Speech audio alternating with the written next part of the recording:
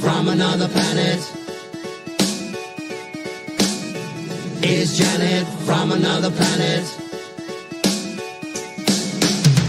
Is Janet from another planet? Is Janet from another planet? Is Janet from another planet? Is Janet from another planet? Is Janet from another planet? Is Janet from another planet? Is Janet from another planet? Is Janet from another planet?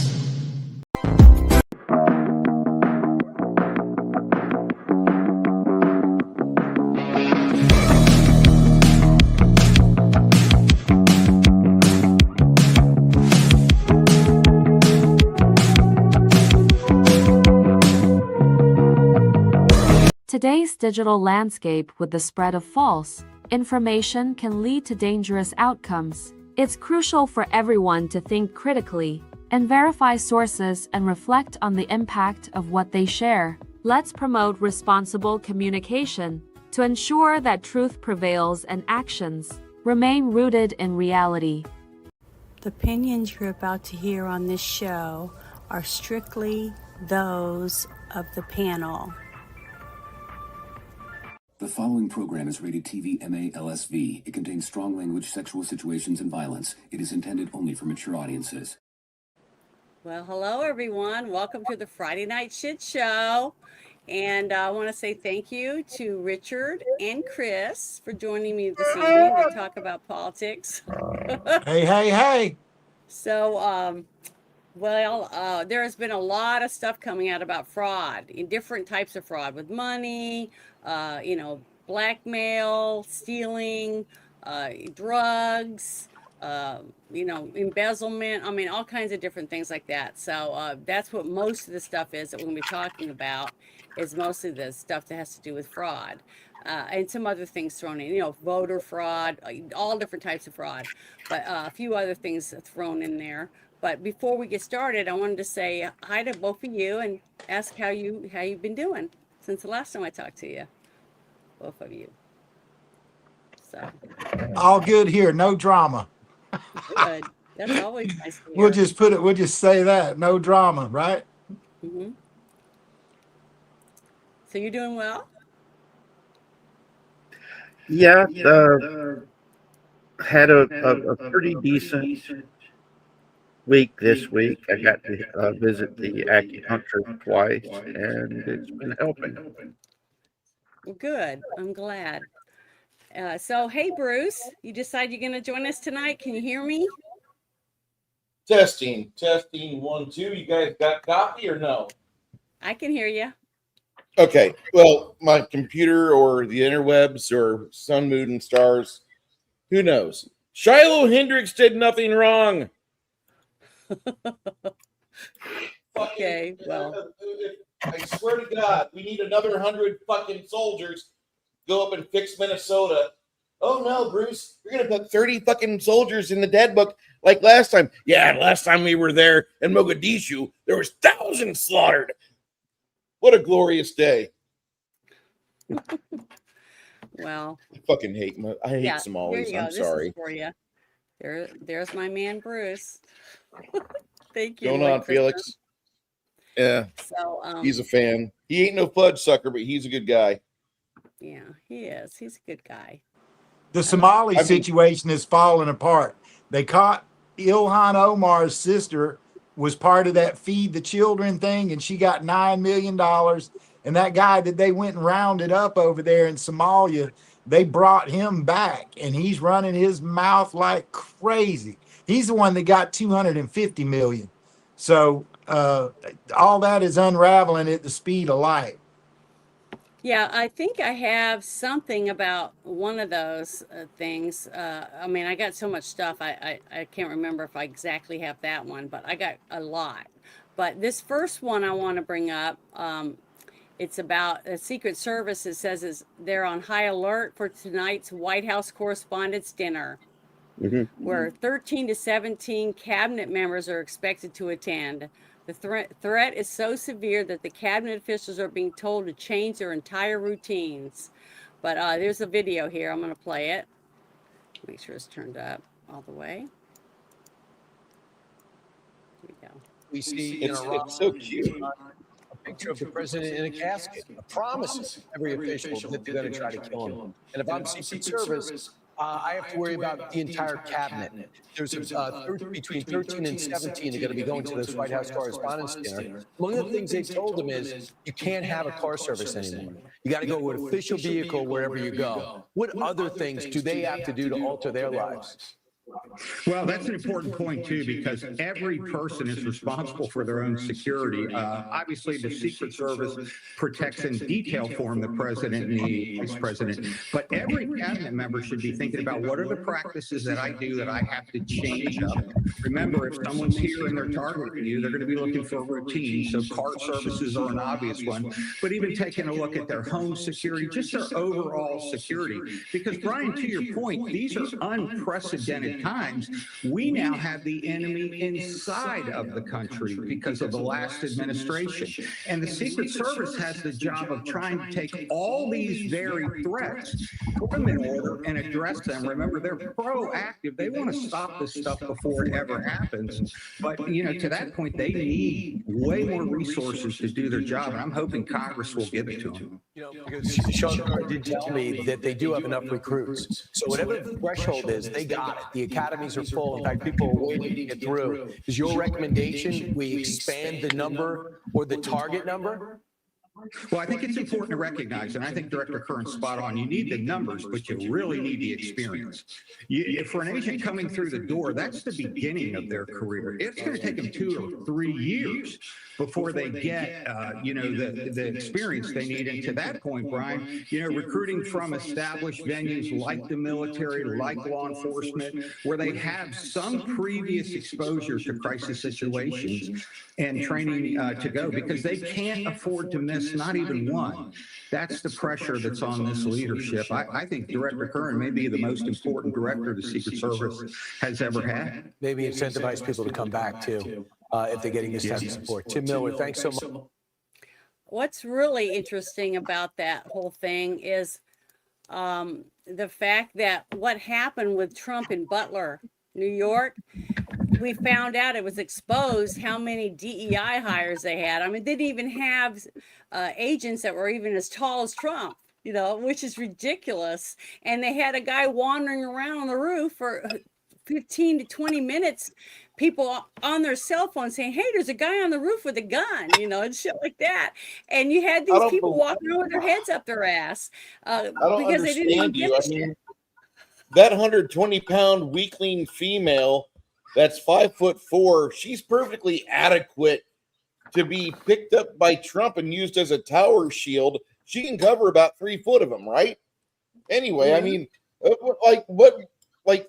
this is something that Dan Bongino walked into as the head of the FBI, and he had to fix it, try to fix it, but then you got to leave it that she's just trying to make a name for her own damn self. And then you got poor Cash out there staring bleary-eyed in the camera. I'm sorry. We can only do so fucking much. When your hands are tied at your job, you're fucked.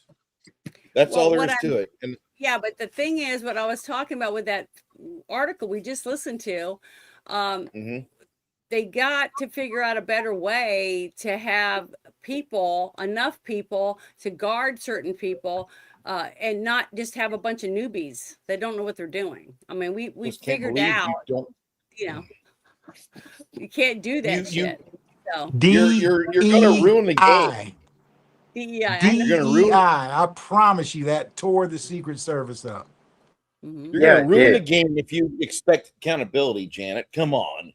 We have to give this job to a paraplegic monkey. Don't you understand? No. What gets me about it When I was in the Navy, I had several really good friends that were in the Marines. One of the jobs that the Marines really that proved that you were like top tier Marine was being assigned to the White House detail. And we had two guys that had been on the Ike that qualified to be transferred to White House detail. Mm-hmm. They weren't even there 6 months after the Clintons came into office before they were begging and pleading to be transferred somewhere else. And they were willing to take any billet to get away from that. And this was in 93. And this isn't something new. We saw this happen with George W. Bush when he was in office, that all the people that had been brought in during the Clinton years, that was really not that good. Then we had that during the same thing ended up turning around happening during the Obama years, where the Obama administration was bringing in all these people for the optics instead of competence. And I mean, I still remember during the Clinton administration when they gutted the military medical commands.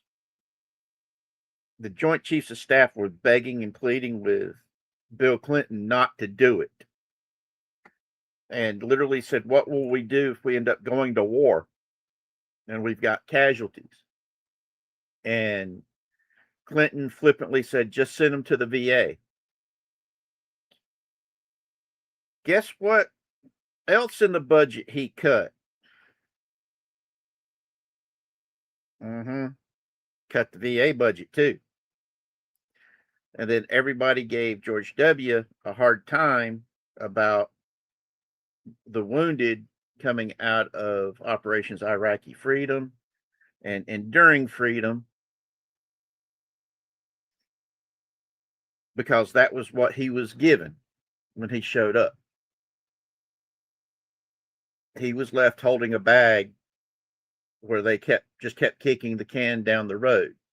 That's where we're at right now with what's been going on in Iran. The whole world kept kicking that can down the road. And the fraud that we're seeing, the DEI stuff we're seeing, that's all part of the optics. Can you make that statement too? Optics. That's the problem. Uh-oh, I can't hear you, Miss Janet. I have a video I'm going to play that has it's from years and years ago, that's going to show you the similarities from right now, from back then, and where it comes from. One point of view of a person that is not available to speak right now, but it's very telling when you get to listen to the whole thing. I might just go ahead and do it next because I think it fits in. So I'm going to go ahead and bring that up because I think it's very, very interesting. Chris and Bruce got to hear a little bit of it earlier because I gave my kind of a little sample of it. So I'm gonna.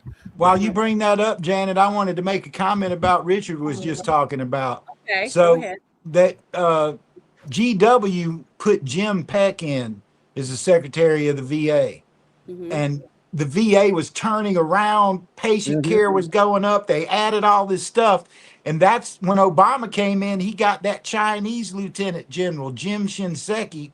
And then Jim Shinseki was the one who got ousted from the cabinet because he made a bonus program that if you could not treat people, if you could fix their paperwork and blacklist them and not treat, I was patient zero in that OIG investigation.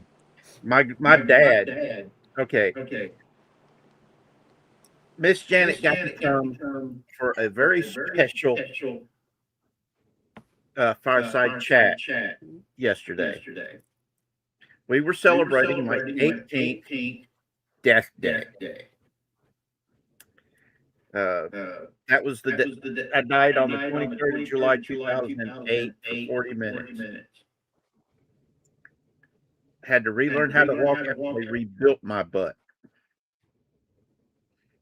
And for those of you wondering, did it cost $6 million to rebuild you? No, it was $300,000. That's how much it cost.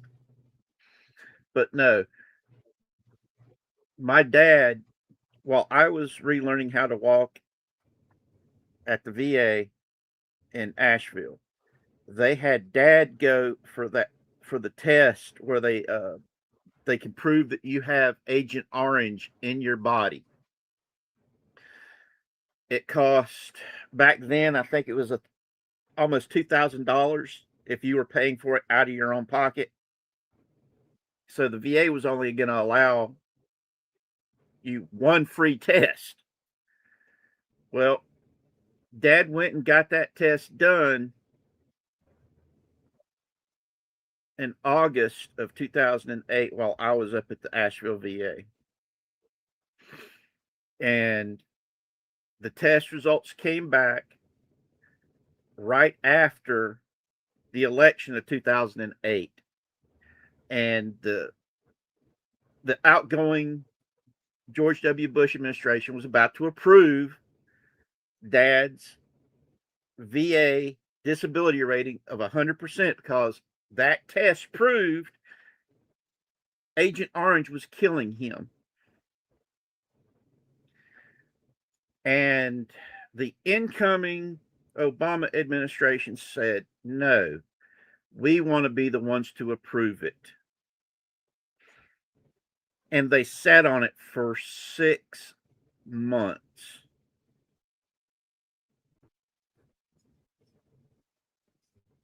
Because they sat on it for so long, they demanded my dad come off a couple of $1,000s to pay for a second test. And we didn't have that money. And his doctors at the VA started treating him for the Agent Orange poisoning.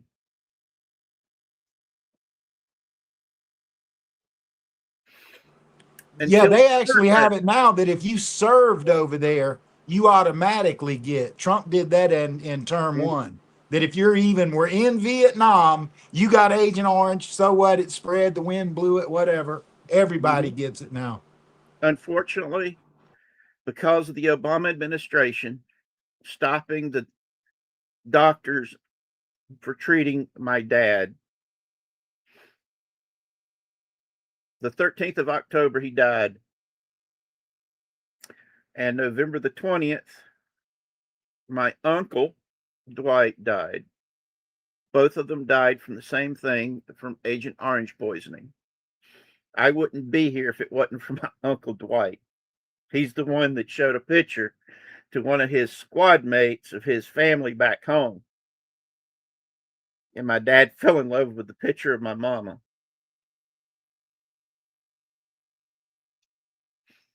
So, yeah, when it comes to Obama,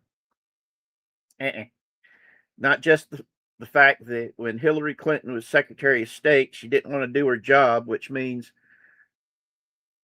I didn't get to see or talk to my son until he called me on his 16th birthday because his mother abandoned me after the accident and took him illegally to the United Kingdom. And the newly appointed Secretary of State cost me 2 years of a runaround and wouldn't give me the State Department lawyer that was supposed to help me be able to see my son. And yeah, the Obama years were not good. In fact, I got investigated. Because I got involved in the Tea Party movement. And they kept trying to take my disability away. They have weaponized the hell out of the VA. They're doing smear campaigns. They're doing all kind of stuff over there. I got another OIG case open right now, and it's over smear campaigns and character assassination and putting false information in medical records again. As soon as Trump left office after the 2020 election, all of that stuff Shinseki was doing started right back over. Yep. Yep. I'm actually putting together a group of other vets and disabled people to do a deep dive on this crap that we've had to go through. Mhm. And if you want in on it, reach out to me through Miss Janet if she's willing to do it. That way you can be part of it. Okay. Well, here is the thing I would like to play because I think this is very, very interesting. If you haven't already heard it, this is the post. They think that this is why John Thune won't touch the Save America Act. So this is a young Mitch McConnell from 1987. So I want you guys to listen to this. It's very, very informative. Here we go. Mr. President's election day in Kentucky. And I suspect on this election day, as on many election days over the last 100 years or so, in some areas of my state, people are attempting to buy votes, sell votes, intimidate voters, and in general, distort the election process. Earlier in my life, I taught on a part-time basis a course called American Political Parties and Elections. And we talked about with the students the election fraud problems in some areas of this country. It is clearly not a problem everywhere. But in certain areas of our country, particularly rural one-party areas in the South, and in certain big cities in the Midwest and in the North, again, places where one party tends to dominate, this is an ongoing problem. Some have even felt that it might have determined the outcome of the presidential election in 1960 between Nixon and Kennedy. There was much written and said about election fraud in Chicago that might well have turned Illinois in Kennedy's direction rather than in Nixon's. I might say I've had my own experience as an election challenger. I recall 20 years ago in 1967 in a governor's race in Kentucky, being dispatched as a challenger to a one-party precinct, being threatened with physical harm, watching voters being intimidated and pushed around. It's a problem that has persisted in my state. I can recall in 1981, Mr. President, when I was running for re-election for a local office, the polls showed me in a certain area of my community with 40% support. And on election day, it ended up being 17%. And I wondered what happened between the Friday before the election and the Tuesday of the election that made that much support just evaporate like that. And then in 1984, Mr. President, when I ran for the United States Senate, I recall being up literally all night, constructing telegrams, trying to get the cooperation of federal prosecutors to encourage people not to steal the election. In some areas of the country, of course, this kind of thing is unheard of. But it is a persistent problem in the rural South, in some big cities of the North, in areas where one party tends to dominate. The Courier-Journal, a statewide newspaper in my state, recently did an excellent one-week series on this problem in our state. It was well done. It had people talking on the record for attribution about the participation in the selling of votes, the buying of votes, the distortion of the election process. A lot of the election fraud that occurs in my state, and I suspect in many others, involves the use of absentee ballots.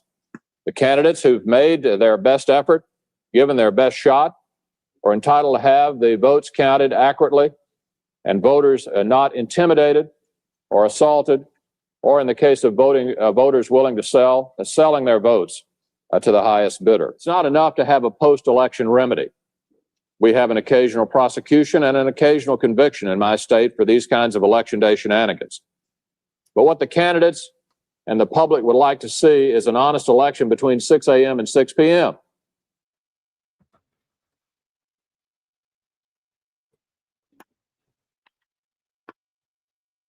Did you pause it? We can't I hear you, can't hear Miss you. Janet. The thing is that everything you said is what we're going through right now, which we have been going through. It's just that it wasn't as obvious until after someone got 81 million votes, which we know is impossible because you can't have more votes in any precinct or a district or whatever than you had people registered. At least legally you can't. So what do you guys think about that? Each of you give me your idea of what you thought of his speech compared to today.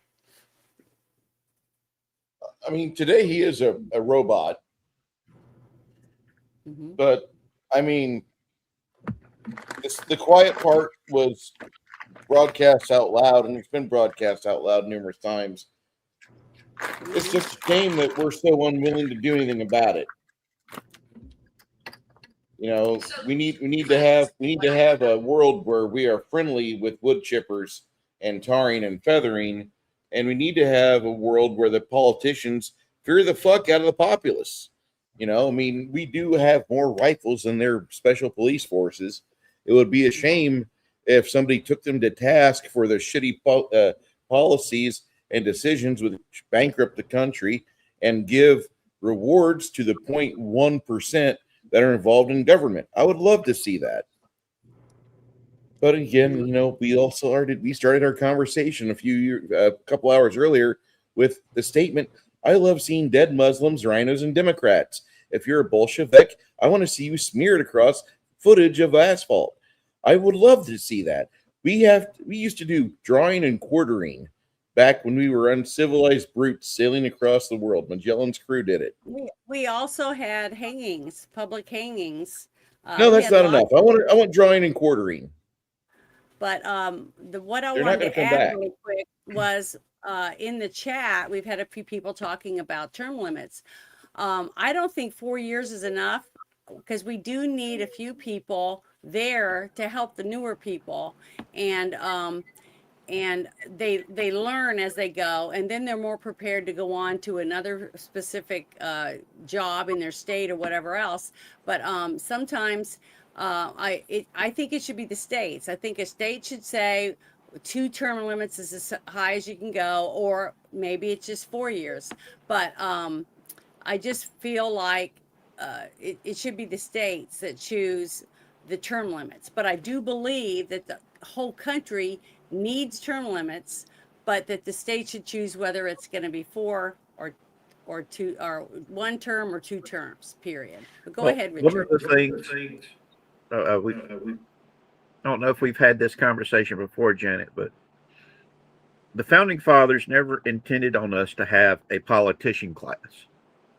That was one of the things. That's the reason why we don't have a nobility, even though the proposed 11th Amendment to the Constitution was to bring about a nobility and titles for the new United States. But the founding fathers were terrified of what would happen with a politician class. Remember, the House of Representatives was set at 2 years, and it was supposed to be local people coming up here at the beginning of the year with what new legislation was supposed to be proposed. They were then supposed to take that knowledge back home and say, okay, this is the legislation we got on the docket. Let's discuss it. What should I say when we go back up there to try to figure this all out? Then they'd go up there and do that. Then they would come back with what was decided and then ask, how should I vote? It was all about the people in that local community choosing who would represent them for that period of time. And it was supposed to only be for 2 years or maybe 4 years. All because it was felt that the local person would know best of what the community there wanted. And the Senate was supposed to represent the state governments. That's why they had the 6-year plan. And they were supposed to be selected from amongst the state house, the elected state people, to go up there for their 6-year period and basically be the, oh shit, here's the breaks. We're the governor. We're supposed to make sure that the federal government can't work too fast, because that was the whole point of the Senate.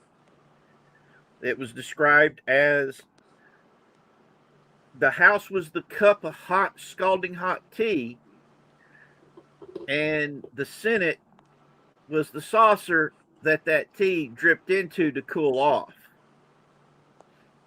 That way, we would not have the problems we have today, where the federal government thinks they're the ones in charge of everything, or these politicians think y'all work for us, when it says in the opening preamble, we the people, we're the ones that have the power. There's more of us than there are of them, and the politicians have gotten to a point to where they're not scared of us no more. That's why I say we need to break out the metal rulers and go start hitting some peepees with them until they realize they work for us. Well, they are scared right now. That's why you're not seeing them doing the jobs that we sent them there to do, because they're afraid of Trump. They don't like the decisions that Trump's making. He's taking away their money. He's taking away, he's closing up all this fraud. He's declassifying stuff that they've been fighting to keep hidden for many, many years. So he's doing all the things and setting the stage for whoever's going to be next. I put the link for that.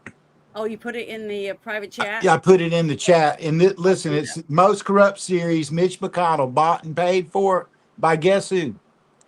Pfizer. Watch that video. You will be stunned. Okay, I'll share that in the chat for everyone, because if it's on YouTube, I can't play it. But I have a video I'm going to play next, because to me, I listened to this guy, and you got to listen to him, because a few things made me think, he's going in a direction I don't agree with. But if you listen to the whole thing, he puts it all together, and it's really smart. It's a really different point of view that I haven't heard anyone else really discuss, but it makes a lot of sense. So I wanted to play it, because once what Richard was saying about where we came from and how we came here to break away from that, the crown, whatever. And look at what's going on with Canada. They can't even break away. And there's other countries that still have the crown over them, with their hold on them. I want to see, we've seen the direction the crown is going right now, and it's not in the direction I want to go, because I'm not going to wear a hijab, if you know what I'm saying, ever. I will die before anyone tries to put one on me, and I'm not going to do it. I'm just not going to do it. And I know many women that feel the same way I do, they'll say forget it, that they'll just off themselves, so do whatever it takes. I love Instagram. Instagram is full of hot and attractive women that go on there and just give shit to Muslim nations and to shitty Muslim ideology. Like, if you think you're going to put Sharia law on every house in the United States or in North America, you got another thing coming, Mohammed. Wait till you try knocking on my door and a 12-gauge slug comes out that fucking piece of oak, rips your guts in half, and splits you. Wait until my dog gets a hold of your corpse and starts dragging you all over the yard like a chew toy. I fucking love Instagram, because hearing women with that southern drawl just completely threaten a shitty pedophile cult religion where the dumb fucking inbred goddamn worshipers think they're going to take over America, a nation that goes shooting for fun and fucking wagers. Holy fuck. When does this shit kick off? Yeah, it's gonna be tough. They don't realize it. They really don't. They don't know what they're getting into. They've only gone to cities where they basically are handed a silver platter. But I really do want you to listen to this guy. I think he's very, very spot on with what he's about to say. It's a little over 4 minutes long, but it's definitely worth it. Now, if any of you guys want me to pause it for any reason, just tell me and I will pause it so you guys can comment or whatever. But try to get past a little ways because he it kind of feels like he's gonna say something maybe that you don't agree with, but he ends up putting it all together. So it's really smart. So here we go. Make sure it's turned up. Here we go.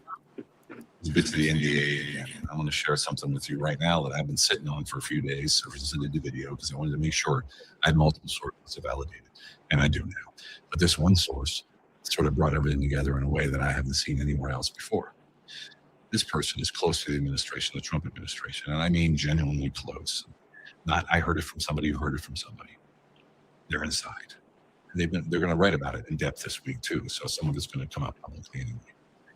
What I want you to understand before you hear this is what looks like a cluster right now, what looks like chaos, what looks like things spinning out of control may not be what it looks like. Many people inside the administration believe what we're watching is coordinated. And here's what I was told by him. Let me lay a few things bare for you, Stephen. Mossad and most of what has become the current incarnation of Israel under the Likud party is a wholly owned subsidiary of the City of London. The financialists, the globalists, the puppet masters, whatever you want to call them. And they have no intention of allowing any kind of peace come to the Middle East anytime soon.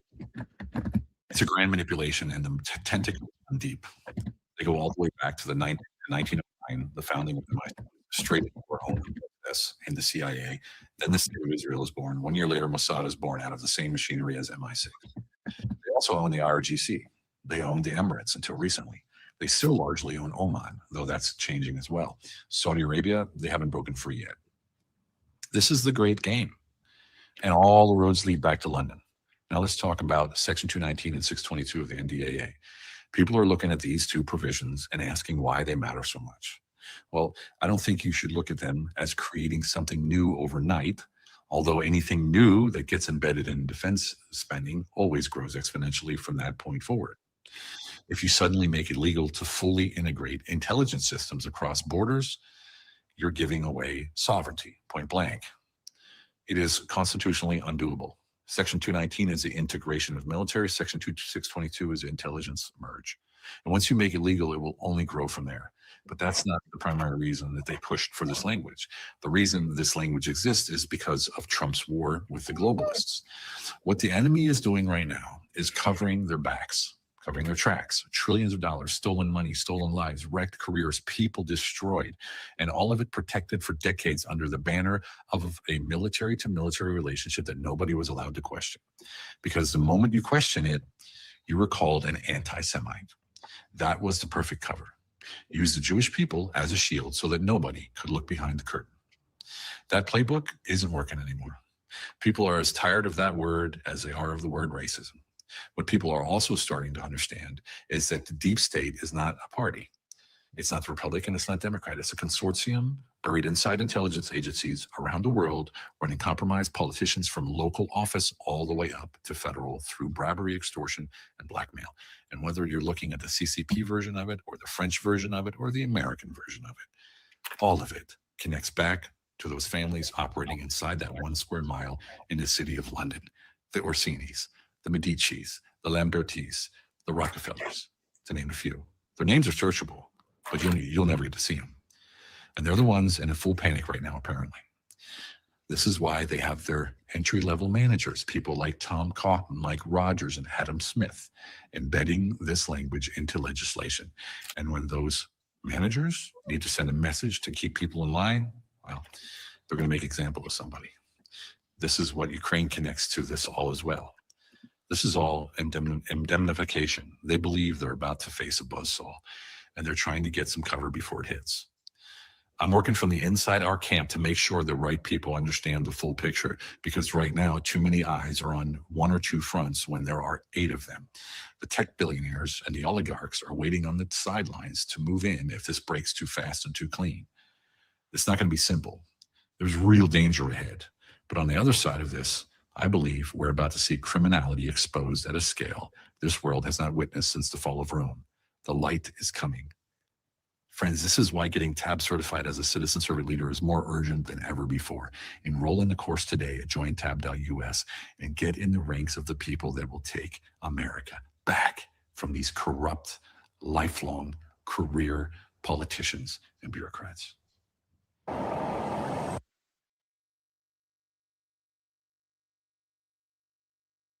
Ooh, let me look at jointab.com. I want to get your point of view now that I'm finished playing it. Starting with Chris, and then we'll go to Bruce, and then Richard, you'll be third. But I want to hear what you guys each thought by listening to what he said. Do you agree with a lot of what he said, some of what he said, or in what parts did you think might be factual? I think he just left Epstein's name out. That was probably the biggest thing that they did over the last 20 years to really rifle people into a place where whatever they said, they did it. Right? Yeah. But I mean, who did Epstein work for most of the time when you kept hearing all the stories? Yeah, here's the way the deep state works. The deep state works for whoever pays the most money. That's why I live in a 1-bedroom house and all my stuff's paid for, and I don't need anything from you. What I need from you is for you to follow the Constitution, to stay within the United States and not be violating the Hatch Act and going to, like Obama, when he went to go talk to the prime minister about a month ago. That's a total violation for an ex-president to go do diplomatic work without getting pre-approved, right? So he's very accurate about all of that.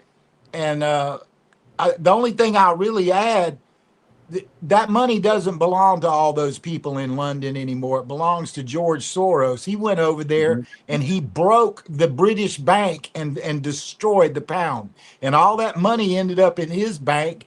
ICC put criminal warrants out for him for international banking crimes. And then Hillary Clinton and Bill Clinton decided to give him asylum in New York.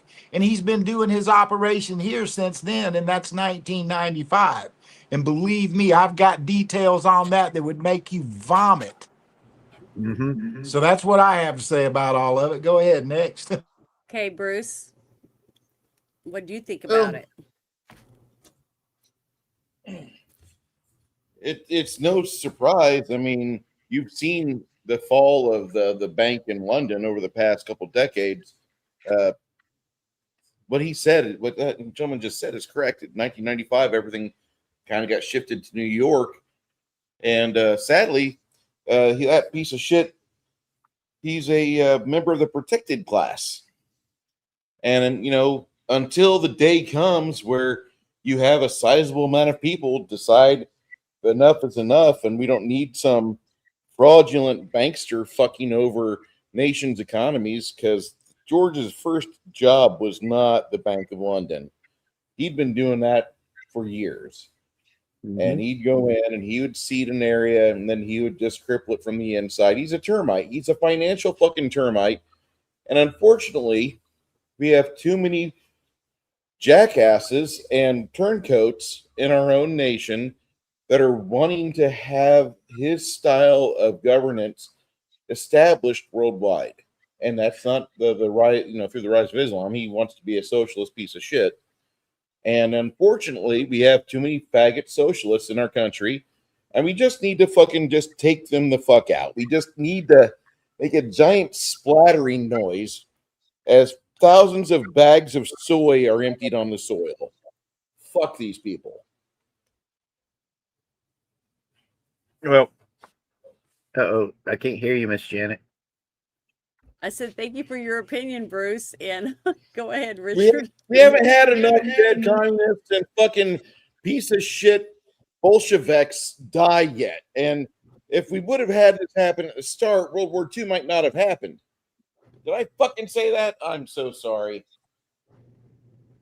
Yeah, again, Hardwick comes with the common sense aspect of it. Like, this guy doesn't sound like anything but a QAnon poster, but at the same time, if you just watch the power groups shift here and there, you can definitely tell that the priorities in government have shifted from helping enable Americans to crippling America's financial spine and making us more enslaved to the fiat dollar.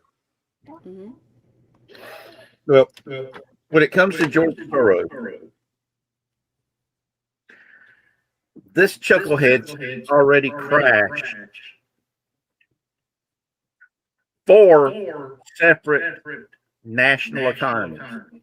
Mhm. The UK was the first one that wasn't a communist one. Mm-hmm. His home country of Hungary has basically outlawed him. Said that if he ever shows back up, he'll be lucky to be wearing an orange suit. Because I have a feeling if he was to show up back in Hungary, Why? Why does he need to wear orange?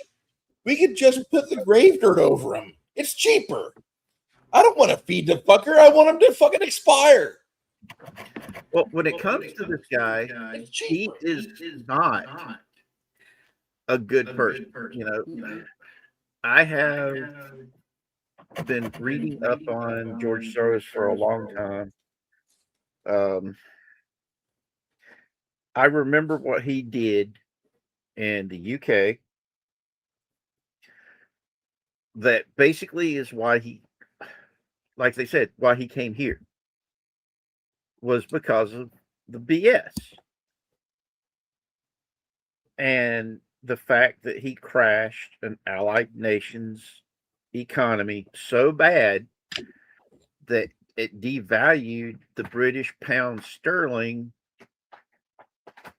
Shoot, how much did it get? It was it was extremely bad. We actually used to have a Bank of Scotland here in Charlotte that and Charlotte, for those of you who don't know, the second biggest banking city in uh, the United States is Charlotte, North Carolina. In fact, for a while there, we were the number one banking in the world right after September the 11th had happened, until the banks went back to New York City. From what they're saying with Mondani and his BS, and so many of the investment bankers and hedge fund management and all that stuff, they're getting out of New York City right now because Surprise? of Mondani and his policies that he's saying he's going to enforce. And unfortunately, guess where they're all heading? My backyard. Yeah. Can you see the look of how I feel about that on my face right about now? Not cool. And so, yeah, we've the gentleman speaking about all these power players in London, which also is one of the reasons why a lot of the stuff that's been going on in the Straits of Hormuz had basically in attempts to try to control what was going on with us dealing with the proverbial can that's been kicked down the road ever since 1980, that Trump's finally said.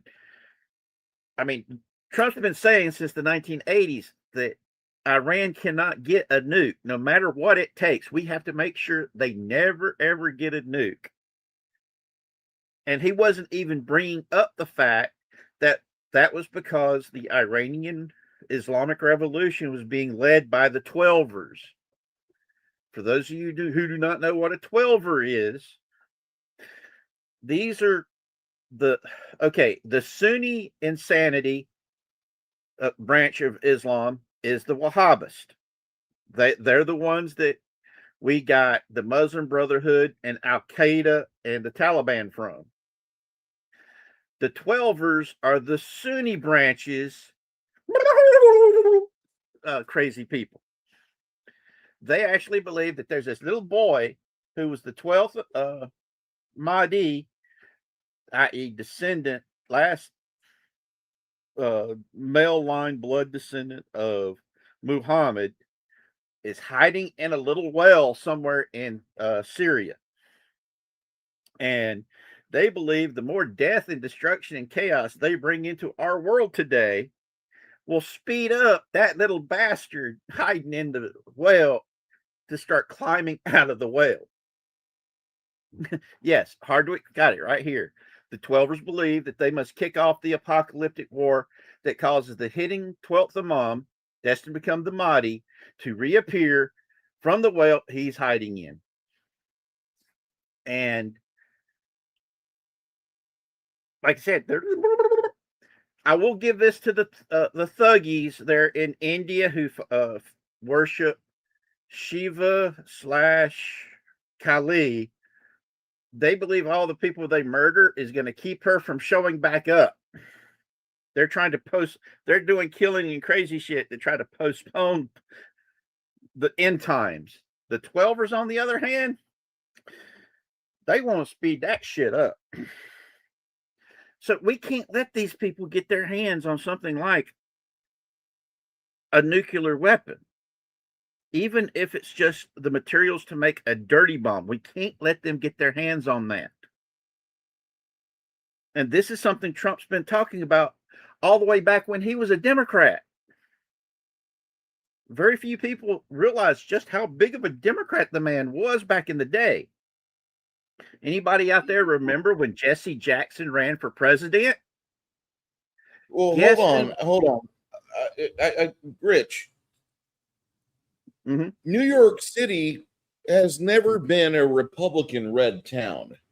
Yes, I know. So for Trump to get as many buildings pushed up off the ground and established, for people to just laugh shit off and be like, oh, he's just filed for bankruptcy again, he's going to make himself another millionaire in about 30 minutes. That has to happen when Trump puts on the business face, which some people say he's just being a Democrat. The dude was greasing palms. Yes, left and right, center. He did that very well. That's how nobody you have gave to a do shit it up there. And But nobody gave a shit about it.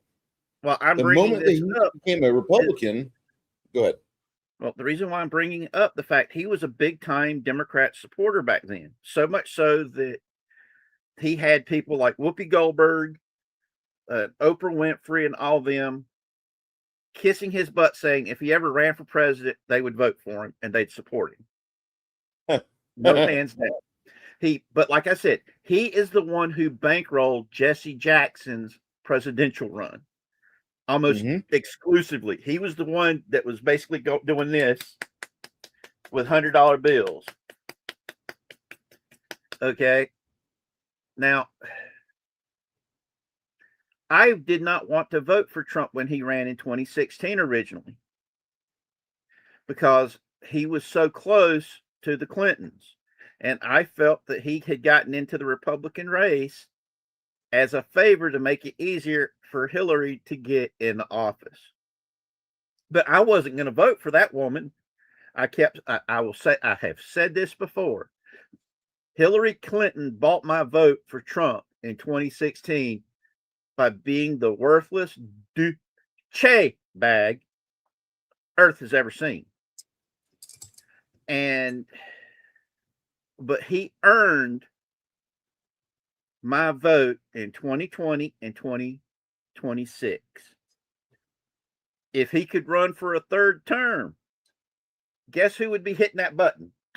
I'd be jumping on it, doing a big belly flop to land right on top of that button to vote for him again if he ran again.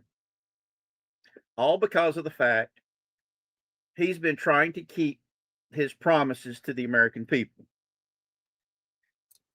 That doesn't mean I blindly support everything he says or does. There are times when I'm like going, but on the upside, the majority of the things he's doing, I've been supportive of it, especially when it comes to Iran. We Jimmy Carter is why we have a problem in Iran right now. I mean, Jimmy Carter died thanking God first for Obama and then Joe Biden, so he wouldn't go down in history as America's worst president.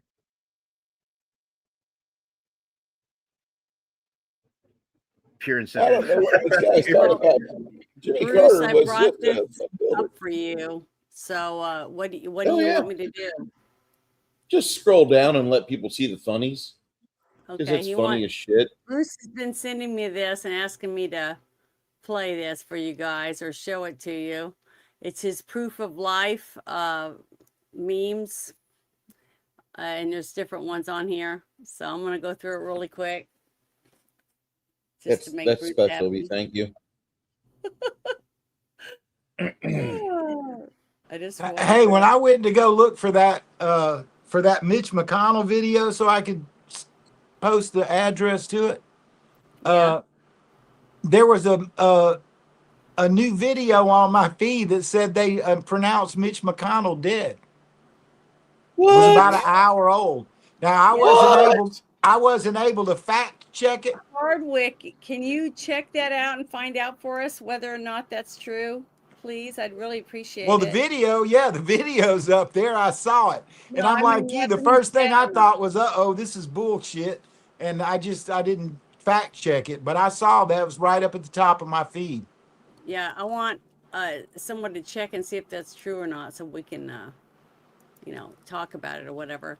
But what I was going to say about the video was the fact that I feel some of it is true, and that's why I think I wanted to listen to the whole thing, is because I do agree with him to a degree that all the big corporations, Pfizer, Google, the same people that got rid of Parler, remember that? Remember that whole thing? Yeah. And those same people are the same ones that don't want to give up power.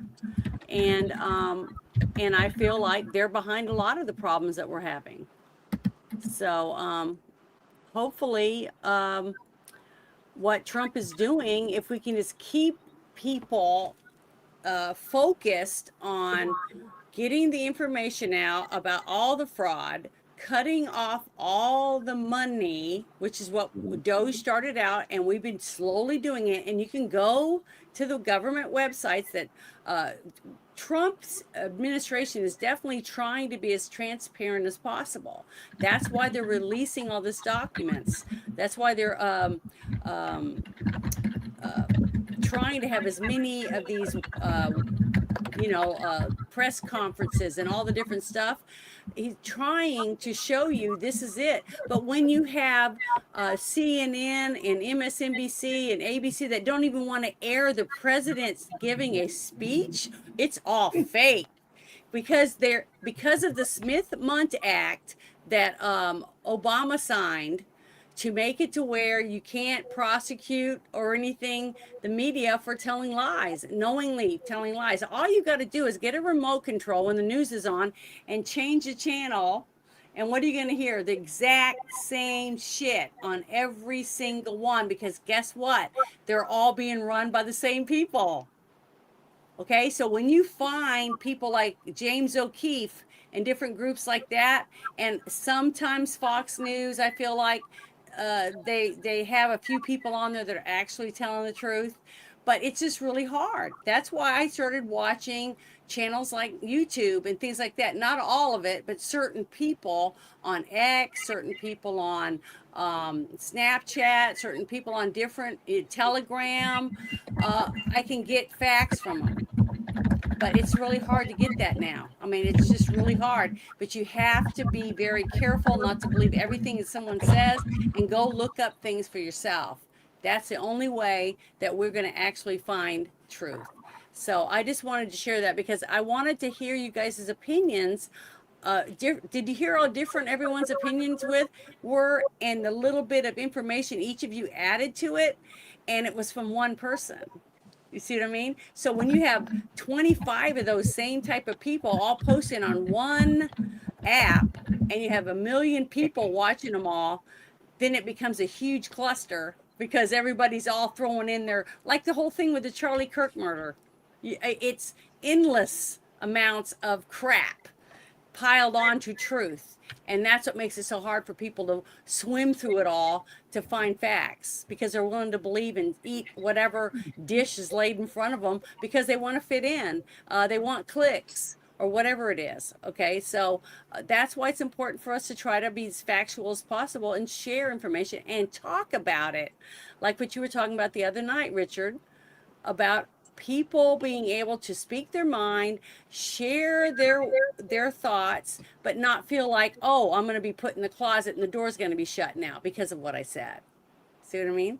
One thing we didn't, one thing none of us mentioned, I think we should talk, at least look at, is the Ashkenazi Jews, which are basically the godless neocons that run WEF. You know, the George Soroses, the Mayorkas that was over our border that let everybody in. There's other ones of them. The governor of Pennsylvania is one of them. Are you trying to have me have a fucking heart attack talking about the people I wish would absolutely just all for one have a Jim Jones Kool-Aid gathering? Motherfucker, I cannot stand these people. It wasn't Kool-Aid, man. It was Flavor Aid. Remember, it was Flavor Aid. Pieces of shit. That's all we really need to understand about it. And it's not. Yeah, but people say they hate Jews. Those are the Jews they hate, and they're not Jews. They were Jewish by birth, and then declared Gnosticism or atheism or whatever, and started this whole secular movement and took over the WEF, the WHO.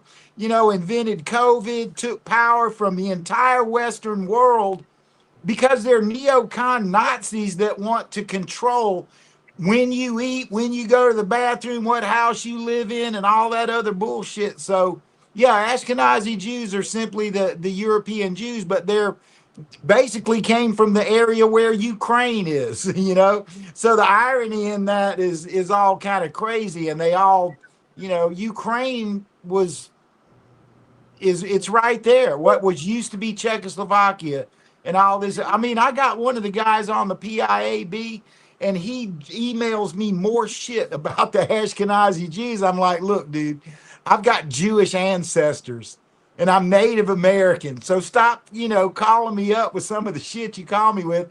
Look here, if you took the Houthis and Hamas, one's in Lebanon and one's in you know, south of Saudi Arabia. Yeah, you put those people in the same room, they will kill each other.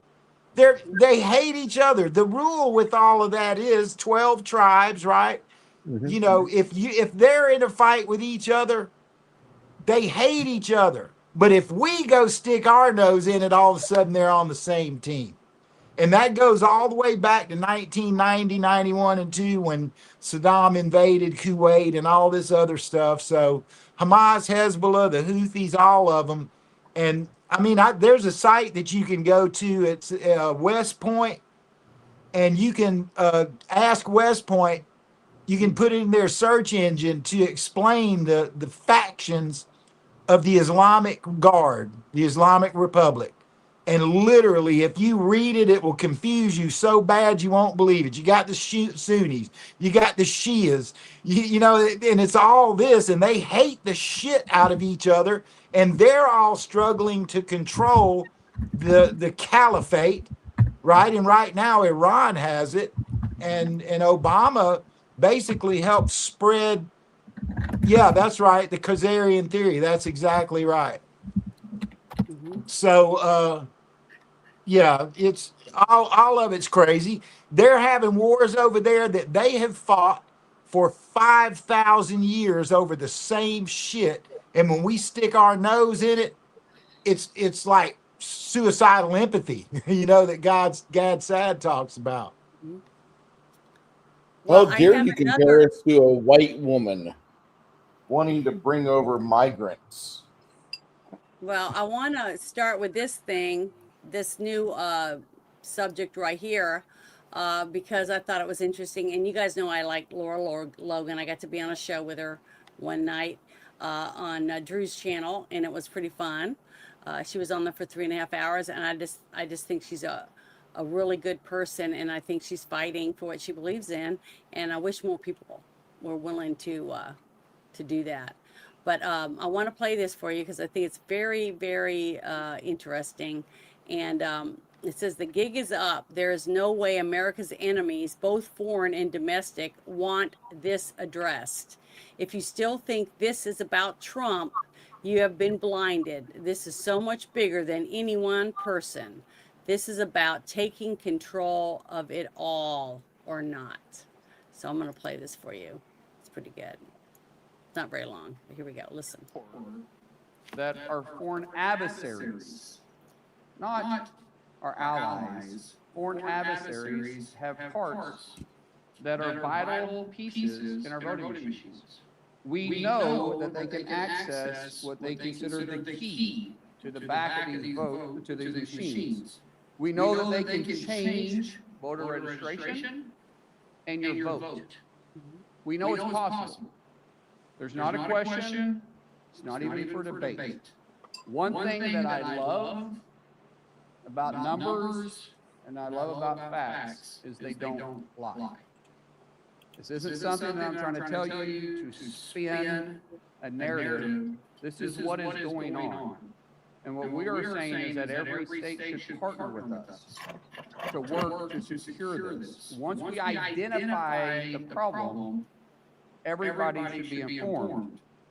Working with Secretary Lutnick, we are going to make our security enhancements mandatory, meaning that if these states want a grant and they want to be reimbursed to work or to run federal programs, they're going to have to implement.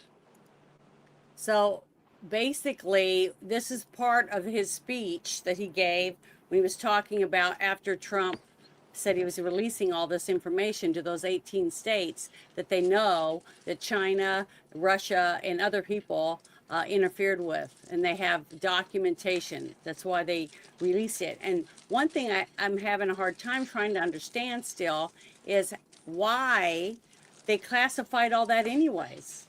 You know, what was the whole thing behind classifying it? Isn't the people that are the ones voting, aren't we the ones that should know about what's going on with our voting and our elections? That's why I'm glad this is happening. And I hope that them working together with states that aren't fighting and throwing a tantrum about the voter rolls and things like that, that this is all going to start coming together. But see, to me, this right here, the cheating to get certain people in office, because it wasn't just for presidents, because look at the governor of Arizona, you know, other people were voted in through the cheating, okay? And we have to clean up the cheating to get the real people in there that the people actually want in. We don't know who that would have been because we didn't get the opportunity to find out. But once they get that cleaned up and we make the states have to follow through, we're going to start seeing a shift in who's supposed to be there and what the people want instead of what the bureaucrats are wanting and forcing us all these years. That's why I played that earlier for a video from 1987 to show you how long it's actually been going on that we know of just from different evidence like that video. So we have all this evidence and we can make it happen if we stick together. The 81 million people that actually voted for Trump, which I can't believe, are the ones that are going to make this right, that we're going to fix this, because we're not going to just sit back on our fist and lean back on our thumb going, oh, well, there's nothing we can do about it, because there is. And the late, great George Carlin said way back in the 90s, there's a great big fucking club and you ain't in it. And we've been up against this for 50 years. Longer. And yeah, we've been up against this shit for a really long time. But even, I mean, George Carlin was talking about this when people were passing out participation trophies. I mean, I had to raise my kids through that. Mm-hmm. I've got 42-year-old, a 40-year-old, a 35-year-old, the shit that I had to expose my children to go to school and all. Oh my God, we've suffered a long time. It needs to end. It really needs to end. Well, one of the things about the SAVE Act that I've been something like 80 to 90% of the American people are supportive of it, including Democrats. And the majority of Black people and Hispanic people are all for the ID, as showing your ID. We're the only country on earth that does not require to show ID to vote. And it's one of those things that really pisses me off because I've been around the world. I've been to other countries and see how they do stuff. Mm-hmm. And these idiots that keep sitting there saying, oh, we need to be more like Europe, except requiring a photo ID, because our constituents are too stupid to know how to get an ID. And I'm like,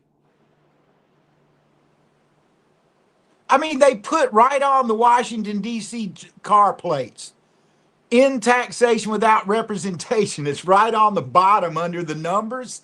And you would think that it's like there's like a million cars that say they even own cars that they put that tag on the front and back of their car, and somehow it's not sinking into them that we are one gunshot away from Boston again. yeah. And that's the hard part for me. I raised my hand and I swore an oath to protect and defend the Constitution against all enemies, foreign and domestic. And there's only one being in all of creation that can ever release me from that oath. And that's God. Because I swore this oath to God that in front of a bunch of big ass Marines too. Mm-hmm. Yeah. I served in the Navy. I knew over half of our Marine contingent on their ship because I used to go hang out with them. Whenever they'd go do target practice, I'd ask if I could participate. Had to go through a whole lot of paperwork for that. I got screwed out of my expert ribbons for qualifying on all the various weapons with the Marines when I was in. And that oath, even though I've died 5 times, God hasn't released me from my oath. And if these idiot chuckleheads who keep talking about wanting to go door to door and confiscate people's guns, they're going to walk over, but they're going to be leaving in big black bags. And I ain't talking about body bags because I'll break out Chippy. And then right on it, dumbass fertilizer, 100% dumbass. And that's how that'll go. Well, it's gotten messy, that's for sure. Oh yeah. I hate to do this, Miss Janet, but I'm gonna have to run. Okay. Well, thank you very much for hanging out with us. Kicking in. Good. You have a good evening. I'll look you up, Rich. Hey, I'll get with you. Anytime you need me, Miss Janet, just send me the message and I will show up. Well, all right. It's great getting to talk with you and the people you bring up on the panel, because these are issues I would love to talk about more on Fireside Chat, because to me it's all about an open discourse. Mm-hmm. That when you can disagree with someone, but you don't have to hate them. The biggest thing, takeaway I've earned through the wisdom of dying and everything else is the fact you have no control over what somebody else thinks, says, or does. You only have control over you. You're the only one who has control over what you think, what you say, and what you do. This world would be a hell of a lot better place if everybody remembered that. And I close out my live streams by telling everyone you're not alone and you are loved. Because I know for a fact I love each and every one of you. That's the whole reason why I joined the military, swore an oath to protect and defend the Constitution, is I love and respect you guys a whole lot more than I do me. Thus, I try to live my life the best way I can to not make other people's lives miserable. Because I've been down, I've been out. I mean, I've been homeless twice in my life and needed work and was willing to do any job that came up, including washing dishes at a Waffle House. Dude, Waffle House rocks. Come on now. Yes, it does. One of my Have you favorite. seen the fights at Waffle House? Yep. And I saw Big Lulu there. She was hot as hell at 3 o'clock in the morning when you're drunk. yep. And I'm telling you, I've been that person that someone just saying, I believe in you, don't give up,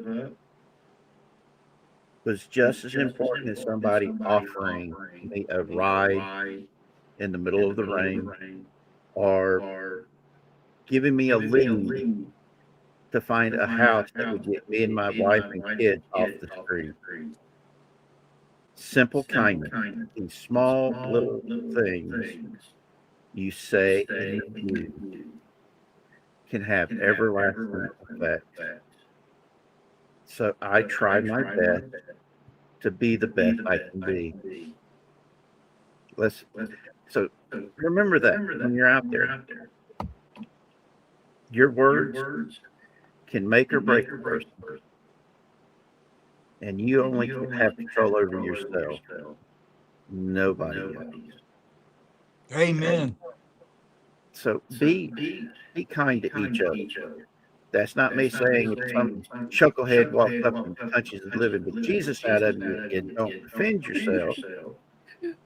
Because even Jesus said, if you don't have a sword, sell your cloak and buy one. Because he did believe in self-defense. He was kind of like my mama. You don't start a fight. You finish that day. But he didn't say it in those words. So everybody be good to each other. And thank you guys for having me. I enjoyed this. Anytime you need me, Miss Janet, I'm here for you. Thank you. Sorry I'm getting rambly, but my meds are kicking in. Thank you. Nice to meet you, Rich.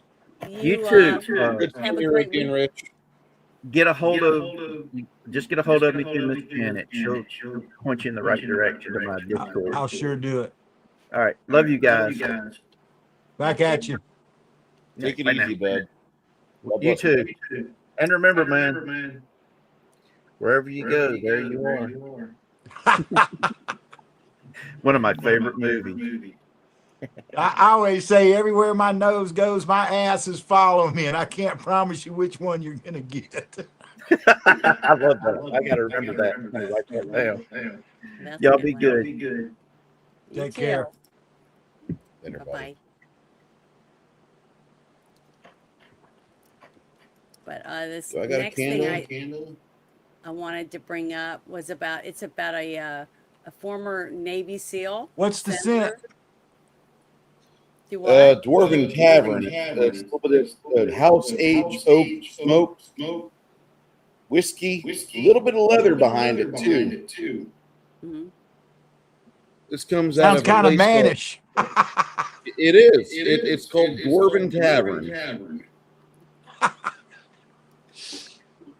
Okay, well, I want to play this. That makes me video. want to go sit at Capitol Steak and Grill down there in DC on Independence Avenue, or Constitution. It's one of them. Damn good place to go eat. Ben Franklin used to eat there. See, I smell it and I want to go back to the Minger Hotel. If you got any clue about San Antonio history, that was where Teddy Roosevelt got the Rough Riders set up at. Yeah, I love to go to the Red Barn over there on 410. That's where all the skydivers, you know, and we all go over there and eat. They got really good steaks, and it's a huge place, huge outside area. The Red Barn door. I haven't been there for a while. Yeah, I love that place. When I'm in San Antonio doing work at Fort Sam, I go. Let me know when you're in town again. I will. I'll be coming out to Texas at the beginning of August. I've got a friend out there that needs some help. Okay. Well, I want to play this video, guys. It's Senator. You can't hear you. I don't know why. I'll have to leave and come back. So give me a minute. Is your mic on? I got to drop out and come back in. I'll be right back. Can you guys hear me?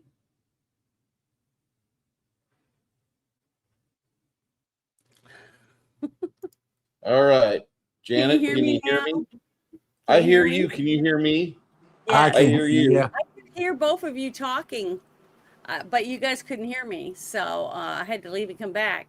It's weird. I don't know why I'm having problems, but I have a video I want to play. So let me get it back up again. It's a former Navy SEAL, and I want to play what he has to say about this whole thing about what's going on with Iran. And I think it's important that we hear it. So here we go, especially coming from this guy, because he knows what he's talking about. Senator from Montana. Thank you, Mr. President. Yesterday, we saw the President of the United States and many others at Dover Air Force Base presiding over a ceremony that is very sacred to those of us who served, and that is a dignified return of remains from the war zone. And that process happens beginning in the war zone through Dover to the hometown of our fallen heroes. I participated in many of those ceremonies myself, to include carrying friends of mine off the plane. One of those on his bracelet. He was cut in half by an Iranian DFD. This regime that we are fighting does not care about our partisan politics. They don't care who you voted for, who you pray to, or where you live. They want to kill all of us. They don't just say it, they actually do it. They've been doing it for 47 years. This is a war of choice. The Democrats are correct. It's a war of choice that was begun by a radical, lunatic band of terrorists that took over a beautiful nation 47 years ago. Took it over with brutality, force, and savagery. And the second they took it over, they didn't free their people. They didn't unleash the largest oil reserves in the world to build schools and bridges. They took it over to murder their own people and to spread their disgusting ideology across the world, and that is exactly what they have been doing. They don't just say it and talk about it. You don't have to believe what they say. You can simply watch what they've done. They have attacked families, women, children, innocent people. They don't just attack them and kill them. They rape them. They skin them alive on camera. They celebrate it. They honor those people who do disgusting things that we would put in jail for the rest of their lives in this country. And they do it for fun, and they pay them money to do it, and they're heroes to that nation. They've done it to friends of mine. They've done it to families who've been in this chamber. The fact that we sit here and listen to elected officials of this country defend these lunatics who want us all dead. They want all of you dead. They want all of us dead. They don't want us to disappear with the snap of a finger. They want us to be raped, burned alive, and cut into pieces. Watch the video from October 7th. That's what they want to happen from Maine to San Diego, from Seattle to Miami. They want this country turned into a burning husk of its former self. And you don't have to theorize that. That's what they do. From the 1983 barracks bombing, where 280 Marines were vaporized in the morning, from USS Cole to the Achille Laurel to every terrorist attack, from the Houthis, Hezbollah, Hamas. These are not humanitarian freedom organizations. They are death-dealing cults, and they want all of us to die brutal deaths. William Buckley was abducted in 1985, an American military officer. He was skinned alive on camera by the Iranians. American prisoners of war who were captured. They were never called prisoners of war because they were captured by lunatic terrorists, so they were not subject to the Geneva Convention. They were captured and murdered, power drills through their brains. This is in Iraq. These are families that have dealt with this, and they've never gotten a single dime. These families have never gotten restitution, and not a single president has ever stood up to them. Love Donald Trump or hate him, love his policies, hate ICE, love ICE, whatever. There's never been a single president who has stood up to Iran and hit back. For 47 years, our troops and our families have been absorbing attack after attack after attack all over the world. And their radical ideology does not stop at the Persian Gulf. It doesn't stop at Tel Aviv. They want to do this everywhere. It's a global radical ideology. And we've been fighting it for half a century. We didn't start this war. We did not, but we will finish it.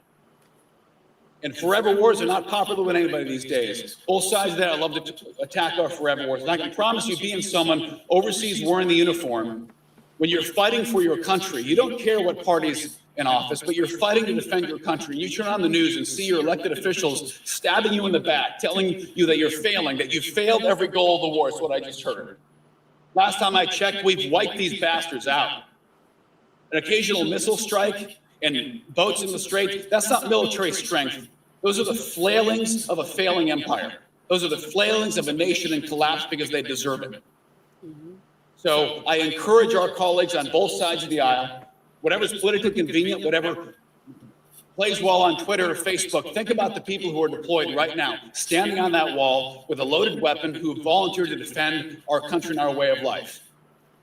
Because they are there defending us in a just war. Because we did not start a war with the Iranian Revolutionary Guard. They started it with us 47 years ago, and their attacks have gone unanswered for half a century. It's time to fix this problem and make sure another generation of Americans does not have to fight this murderous, savage adversary. Thank you, Mr. President. Awesome. And did you watch those Reza Pahlavi videos that I put in the Friday night shit show? Yeah, I watched a couple of them. And if you follow him, so let me give you the lowdown on all of that. That's my dad was heavily involved in the hostage release and all that kind of stuff, and I was doing some things then already. So our CIA, Reza had kind of slipped, you know, he just had gotten, his dad died and he's the new Shah, and he started fucking with the money. You know, he was living a lavish lifestyle and his people were poor and all of that.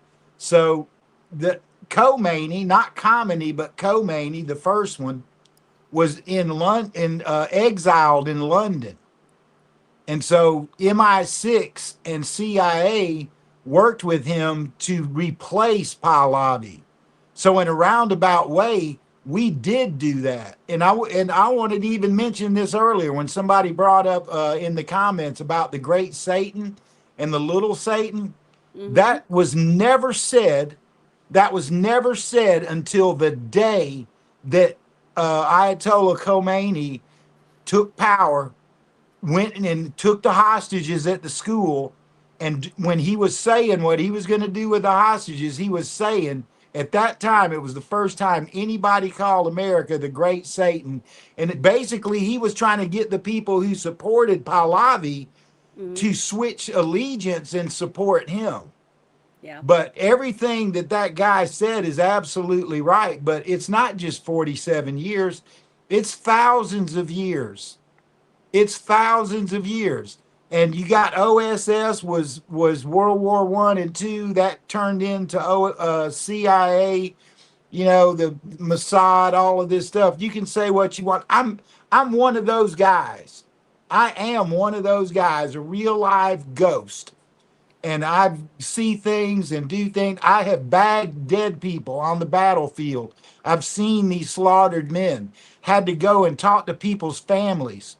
You know, when you're taking care of one that's come home and they expire in the hospital, and you have to go talk to the family of these people and all of that emotion and all that, man, I'm telling you, if that's my PTSD doesn't come from bullet holes, stab wounds, and bombs that went off. It comes from having to listen to a piece of shit like Alexandria Ocasio-Cortez or watch this fuckwad Zoran Mamdani. I'm telling you, man, when you have to touch dead people and talk to their families, it changes you. Those people took an oath when they got in office that is exactly what Richard said that he had to take. And what it says is you will defend the Constitution. And the one place that we have really fallen in this country is that if you're an elected official, you're not anybody's fucking boss. You're a servant, and you do what your people tell you to do. And if this Save America Act doesn't pass, I'm telling you, man, it's going to turn into something that it's not going to be good. It's just not going to be good. And they're up there playing their political games. They're driving everybody crazy. It probably will pass.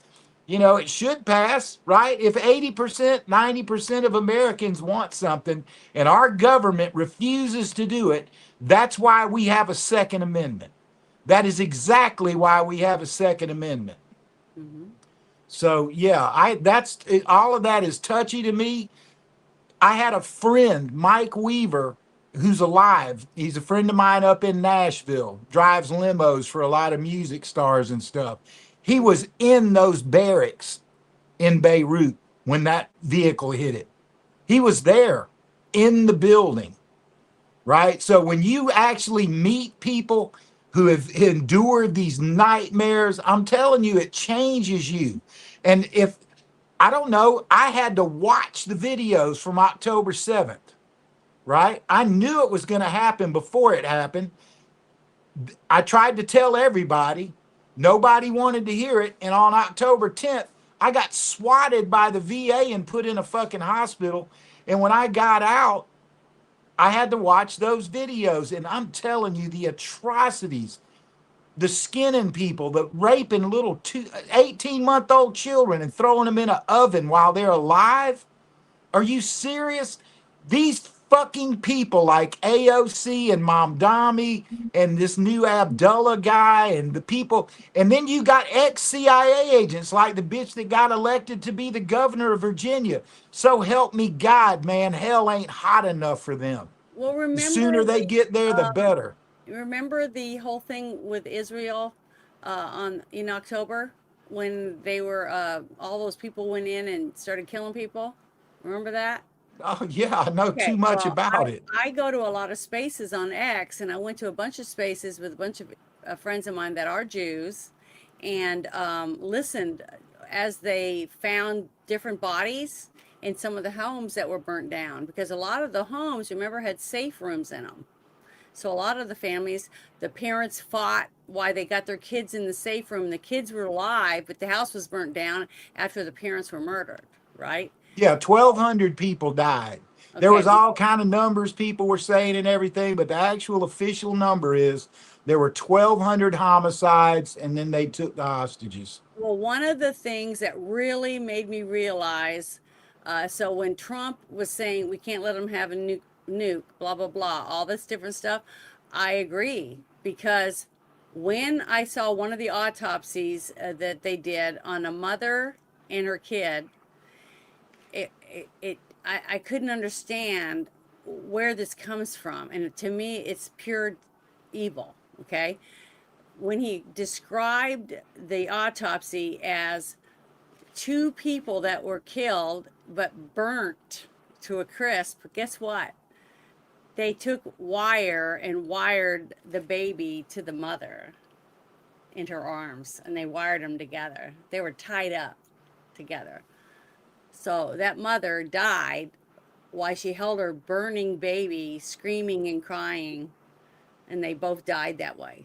That's what the last things that they went through.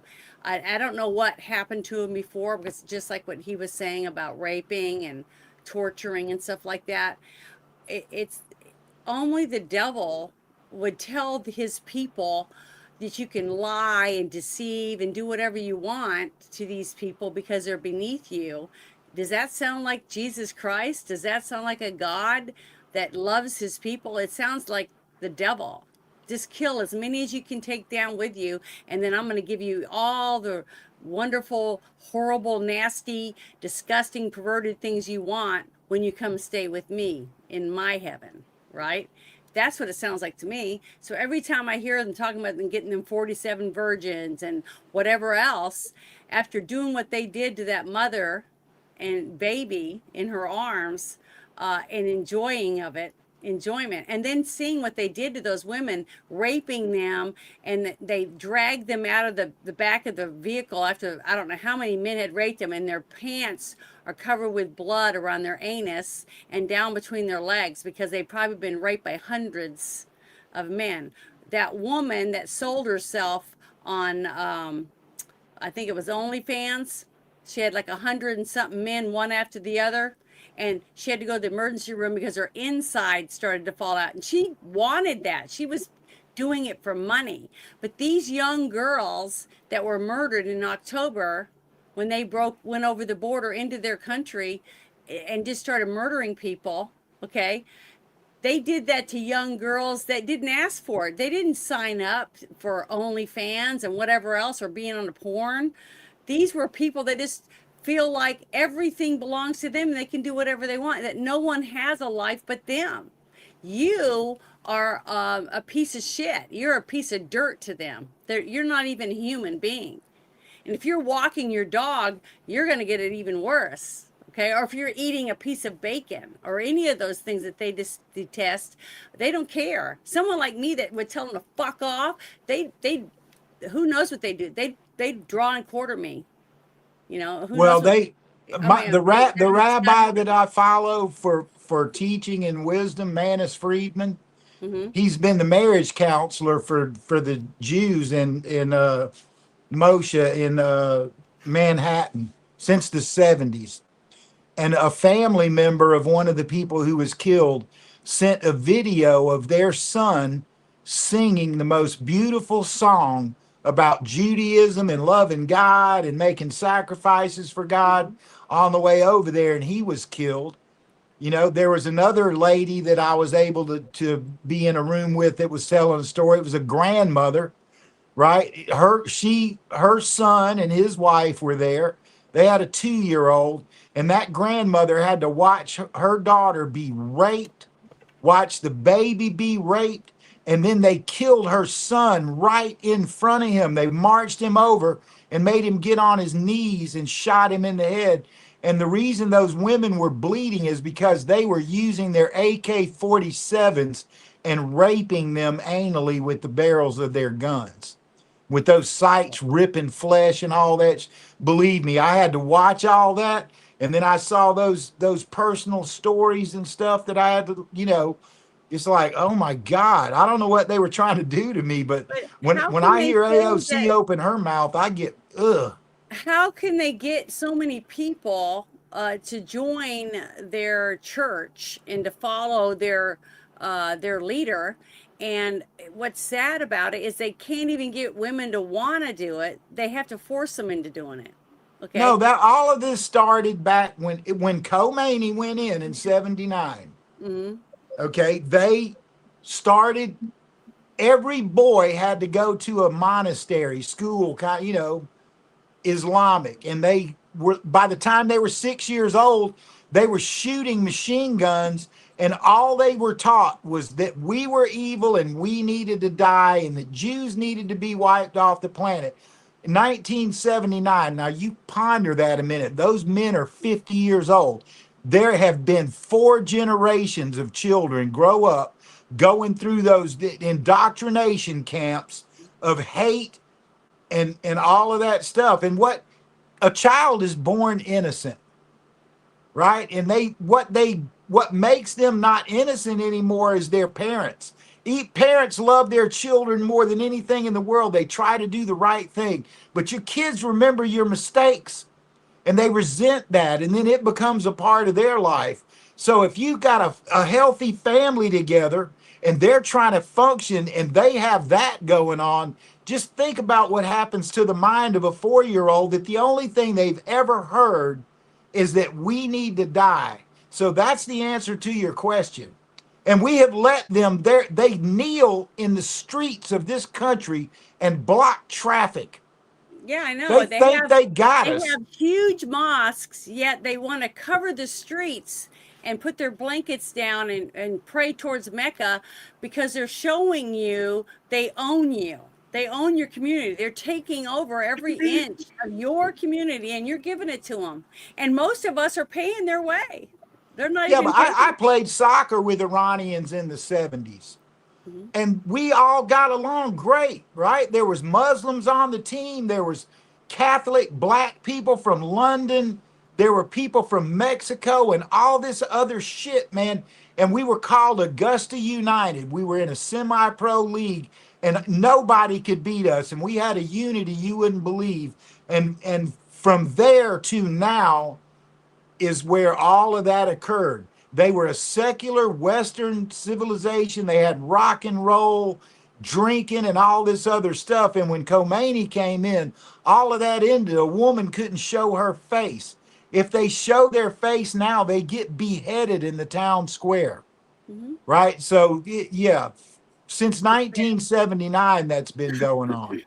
Well, this next thing that I wanted to bring up has something to do with that. Not so much with the same beliefs in religion, but the fact that they think that people are pieces of meat for their sale to use as they see fit. It doesn't matter that you have a loved one or a child or anything that's not theirs. They just take what they want. Okay. And we have people that we put in office because we voted for them, we thought, um, and they're laying us up like we're a buffet for these people. They don't want to send these people back over to their countries.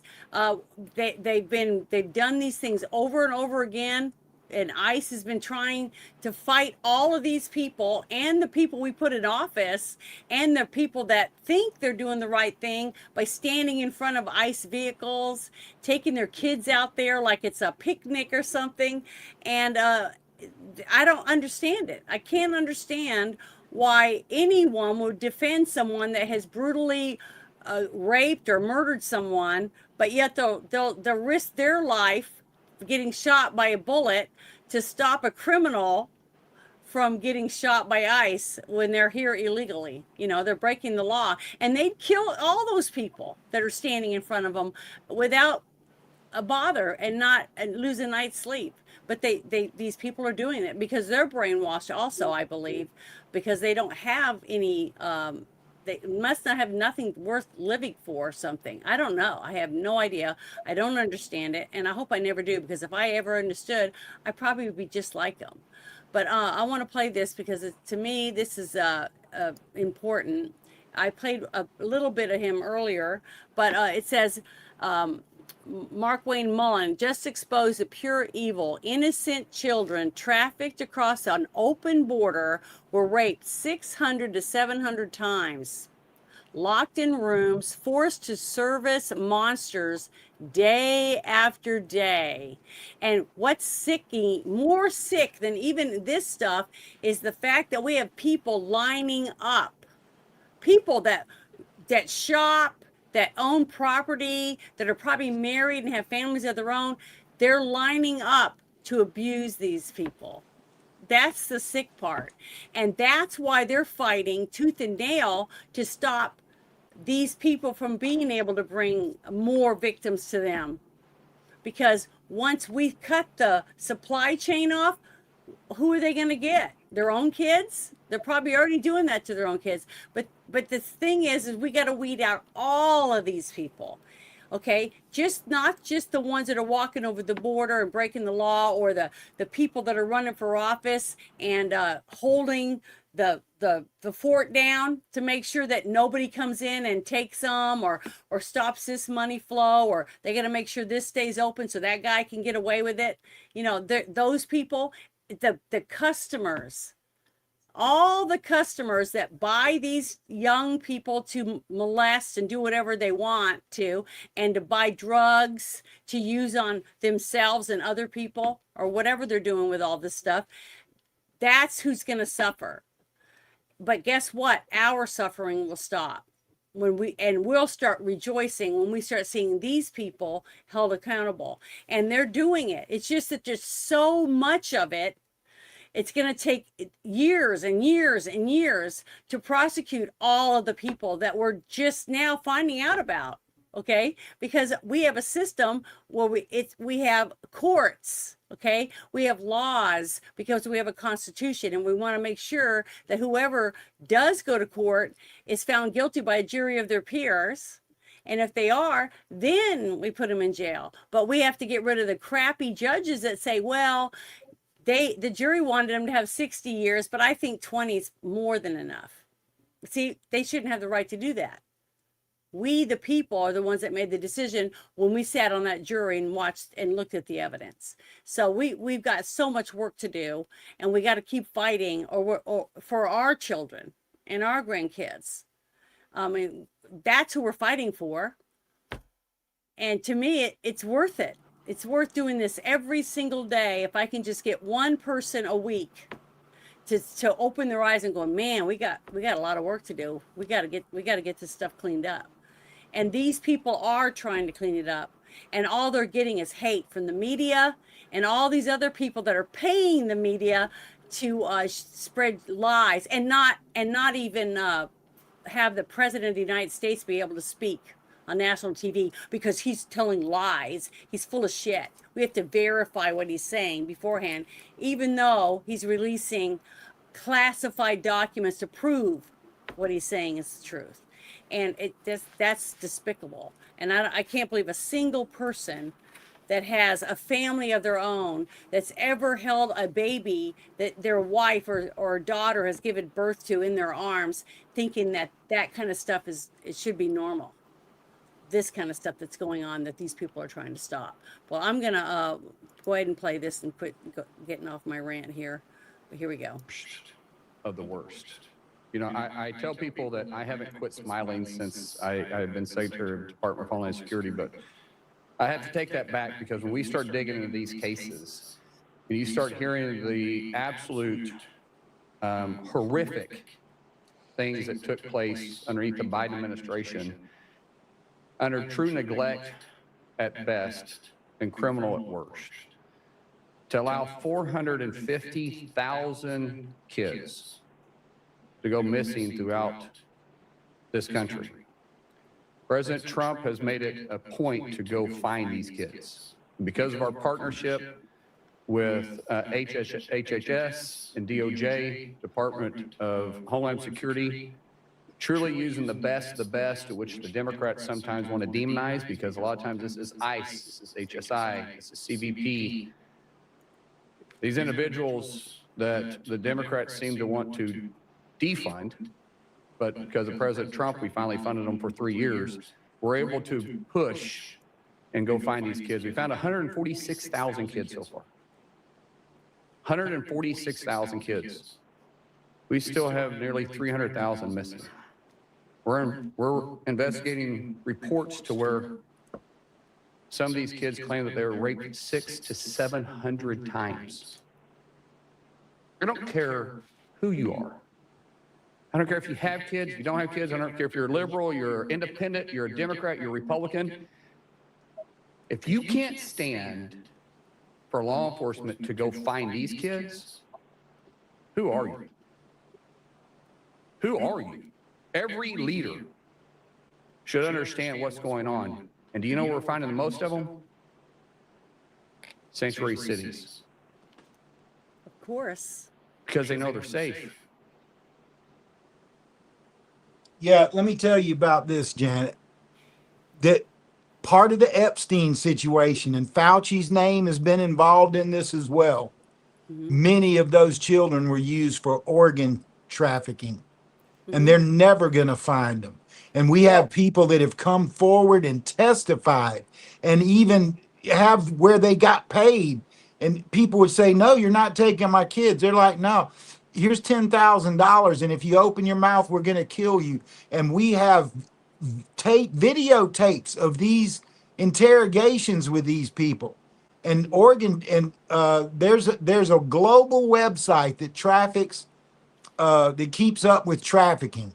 Okay, now few years ago they said 9 million immigrants were in America that had been trafficked, not walked across the border, but were trafficked here.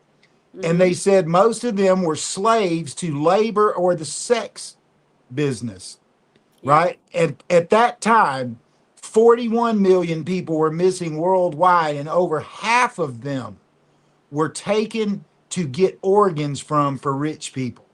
Now, if there's any reason they don't want to keep digging on that, it's because they don't want to tell that truth, that we had a government that supported and paid people that were doing this, trafficking human beings for a spleen or a pancreas or a liver or lungs or heart, whatever they were going to get. And that's the reality of how bad it was. And I hate to be the one to say that out loud, but all I'm doing is reporting what is available out there by international agencies that Interpol supports, FBI supports, MI6, even Russian intelligence helps on this. Nobody thinks that's okay. That's where that joke came from. When Putin went to go to China and he was walking with Xi, and they had a hot mic on, and he was laughing. He goes, oh, yeah, you can live forever now. You just buy new organs. That's what they were poking fun at, because unfortunately, it made it to America, and that was his way of leaking that out.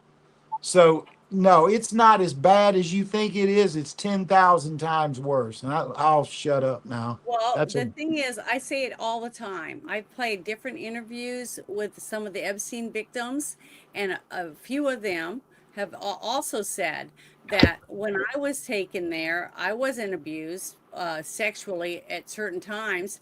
I was taken to keep the young ones calm and talk to them when they were doing experiments on them. Okay, so it's really bad. Yeah, it's very deep, and anybody can go right now to the website that the government's posted right now with the Epstein stuff, videos, emails, phone calls, photographs. I mean, and they got tons and tons of evidence up there. Now, if you can stomach it, you should go look at it. All I hear is that, that's so redacted. Yeah, some of it is, but guess what? Innocent people were involved, and their names shouldn't be on there, and have everybody and their brother have their names, period. So I don't give a crap whether you like that part of it or not. But if you want to find out what happened, go read. It's that simple. And guess what? It's there. It's there all day long. You can go read to your heart's content, and then make up your own mind.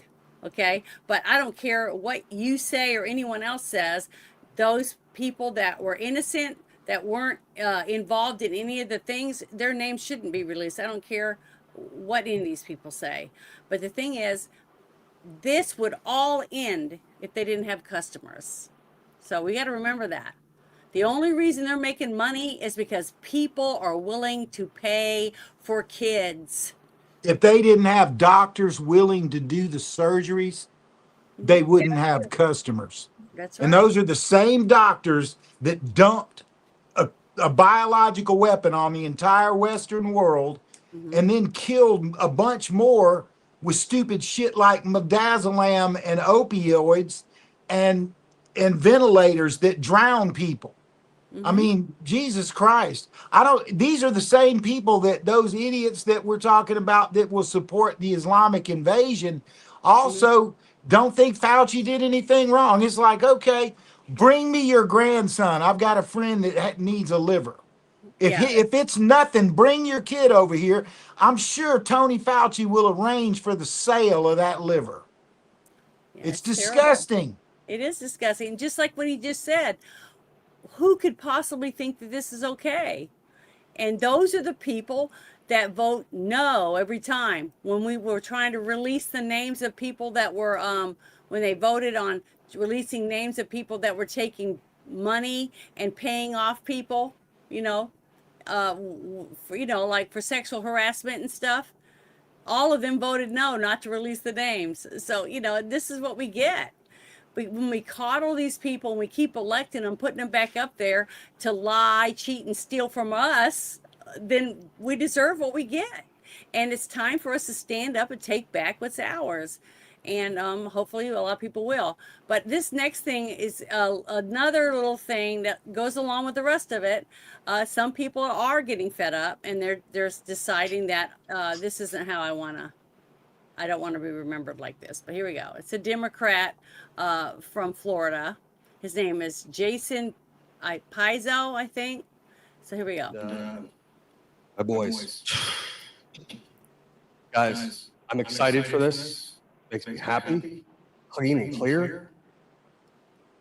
And here's the issue. The Democratic Party in Florida is dead. Good. There are good people that can resuscitate it. They don't want it to be me. That's not convenient. That's not cool. I'm not asking, I'm not having a Jerry Maguire moment right now, like who's coming with me? But that's the truth. The party that my dad volunteered for in JFK when he was 18 years old in 1960 is not the party today. It craves and screams anarchy and then demands amnesty. That's not okay. I've always been criticized by the far left and by the far right. A caucus meeting later this afternoon where I hope that the members of the Democratic caucus will elect a new leader. For today, I FedExed my voter registration form to change my party affiliation to no party affiliation.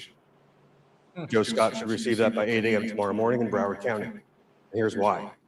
Our constituents are craving practical leaders, not political hacks. We are entrusted to be guided by our conscience. And while I suppose it's easier in theory than it is in application, even my worst detractors have no valid claim that I can be bullied, that I can be bought, or even borrowed for a special interest.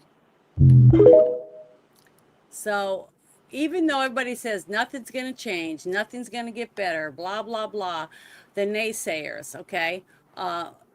Yes, it's going to be a lot of work. It's going to be tough to root out all this fraud, but Trump and his team are doing it. And then look how long it's taken. And we got so many people that we voted thinking when they ran on Make America Great Again, and they're sitting there dragging their feet. They can't even pass the Save America Act that says no illegals can vote in our elections. If you're not an American citizen, you shouldn't vote in Americans' elections. It's that simple. But yet we have people fighting tooth and nail to not pass this. And November's coming really quickly. Because yeah, we need moderate people to take the Democratic Party back over. They need to, I don't know, maybe even get somebody on the right that's, I mean, Rich brought up a really good point. Trump was a Democrat his entire life. Do you know why he ran for the Republican presidency? Because it was there was a void there. It was a vacuum. It was a just walk in and do it, right? Everybody else was a rhino and knew about all this gross stuff I've been talking about the last 20 minutes. They knew all of that. They knew every bit of it. The same doctors that are killing people for their organs are the same ones that abort millions of our future, right? They also change the sex of innocent children. Okay, when I was 7 or 8, I played with G.I. Joe. It didn't make me a girl, right? It's just children. And if a child at I 11 played with goes G.I. in and, Joe. yeah, if a child goes in the counselor's office and says, oh, I had a feeling about so and so. And then the counselor takes that normal feeling all children have growing up, figuring out who they are before the concrete age of thinking that's 12. And so they change their sex when they're 8 because they came in and said they played with a Barbie doll with their next door neighbor girlfriend. I'm like, that's a heterosexual right there.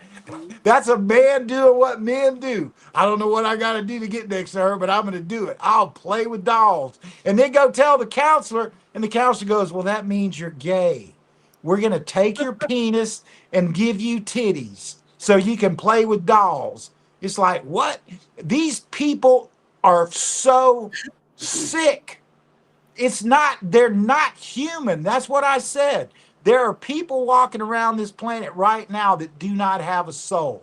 If you can fucking stand up, carry a Palestinian flag over people who raped 2-year-olds, 18, 15 months, threw them in a fucking oven, and if you can stand there and raise their flag and say those people don't have souls. If they have anything in them, it's a demon. And that's where I talk to people. This is spiritual warfare. Tom Cotton says it. Josh Hawley says it. Rand Paul says it. A lot of people are getting up in front of the mic in the Senate and saying that out loud, and that's a fact. This is spiritual warfare, and people don't care.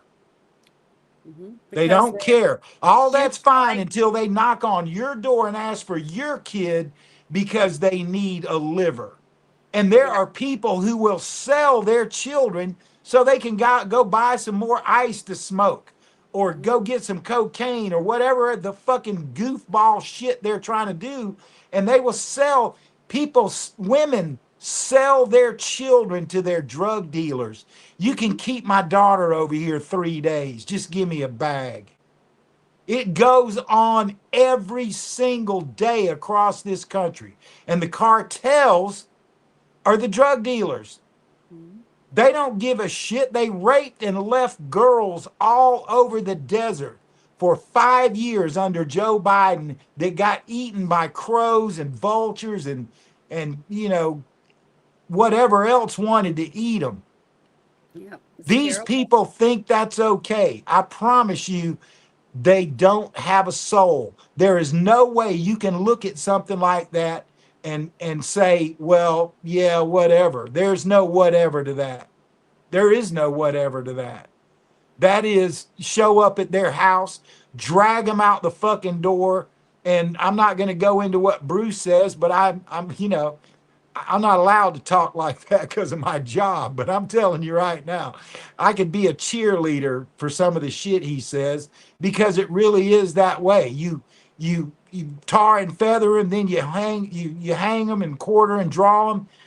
During the Revolutionary War, when they say they drew and quartered somebody, here's what they did. They beheaded them, they cut their arms off, and they cut their legs off, and they laid it in a pile, and they left them on the side of the road so British people who were still loyalists walking between towns would see that shit and they'd go, yeah, I don't think I support the king anymore. Do that. Let's not support this. Yeah, that's right. And sometimes it has to be like, that's why Trump's bombing the shit out of them. That's why BB Netanyahu's bombing the shit out of them. It's like, oh, okay, if it's okay to do that, we're going to play that game too. They got nothing. It'll stop when we say it. It reminds me of a thing they used to say in group meetings I attended and shit like that. You know when you're done fucking a gorilla? When the gorilla's done fucking you. That's right. You got no choice in that shit whatsoever. And the gorilla is all over these sick motherfuckers right now, I'm telling you. And if they keep on fighting back and don't realize they won some battles. They got Obama in office. They let him win battles. They got Biden back in. They won. They have lost the But war. they didn't do it by themselves. Yeah, So they lost the that's war, and that's they better the wake sad up to that truth. shit. It was just the people that think they know everything in Iran, in their government and in their military. I don't think it would be as bad as it is, but it's people in our country and in other countries that have money and means that are supporting these people to commit these crimes for whatever sick purpose they have. But that's how come they're able to do and get away with things that they do. As many of these people, it's because there's more people behind them. But I want to play this Glenn Beck video that I found. That I think it's very informative. But the thing is, all of this goes hand in hand. You know, one thing after the other. Let me tell you what's happening with It's all connected. the Tate brothers. Tate brothers, social media influencers, were handcuffed and shackled in federal court yesterday as their attorneys vowed to fight an extradition request from the United Kingdom on sex crime charges, including rape and sex trafficking. Brothers were arrested by U.S. Marshals Saturday on their way to a bare knuckle boxing event in Miami. What's crazy is, Governor DeSantis said, "You come into Miami, and I'm going to arrest you." And they didn't take him seriously. You know, one thing about DeSantis, you should always take him seriously. So, what's happening with these guys? Okay. Between 2010 and 2017, Andrew Tate, 39, charged with 42 offenses, including 7 further counts of rape, 3 counts of arranging or facilitating trafficking for sexual exploitation, 3 counts of assault occasioning actual bodily harm, and 19 charges related to indecent images of a child and extreme pornography. Tristan, his brother, 38, faces 17 charges, including 2 counts of rape, 1 count of sexual assault, 3 counts of arranging or facilitating trafficking for sexual exploitation. These are all building on earlier UK charges of rape, bodily harm, and trafficking. Now, so the brothers deny all of these allegations. UK prosecutors are seeking their extradition from the United States because they were arrested in Miami. Now, Andrew Tate is on video talking about branding, beating, and grooming women. And somehow he took that worldview and twisted it into a right-wing grift, okay? And he became highly influential, especially to our sons. He filled the internet with videos teaching young men how to pimp and violently rape women and post about how women are born to be sex workers by nature.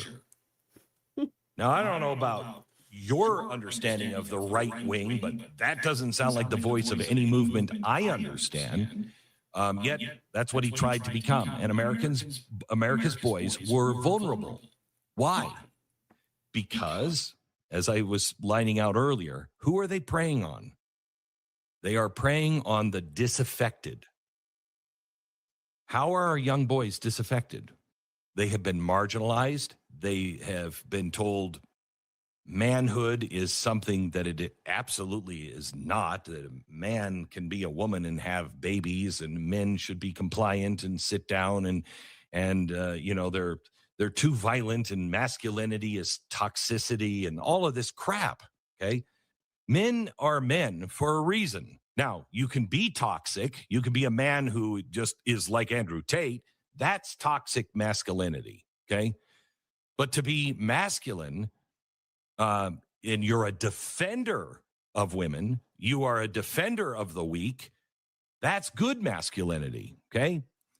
And he was able to tap into the anger of the young men and boys, rightly feeling like they're living in a society where it's over feminized. So we backed these men into a corner. We didn't. The left did. The left backed these young men into a dark corner. And in that dark corner was Andrew Tate. And instead of telling them to be ashamed, he told them to be proud. Instead of being submissive, he told them you have a right to dominate, which is a twist of everything good and wholesome, okay? He put on the cloak of traditionalism and even religiosity. He converted to Islam. And he said, I hate feminism too. I hate wokeness too. I hate, fill in the blank. That mutual hate became the basis of his influence. And that's how he snuck into the minds of our kids. And he wasn't immediately kicked out of our tent. Disaffected young men ran to evil like the Tate brothers when they thought they had nowhere else to go to be accepted. That's the thing you need to understand. Our children are looking for acceptance. They want to be part of a club. And that's why it's so hard to get them to understand traditional values, the Constitution, the United States, and to be patriotic, because at their age, those clubs are practically being beaten to death. You are a pariah on campus.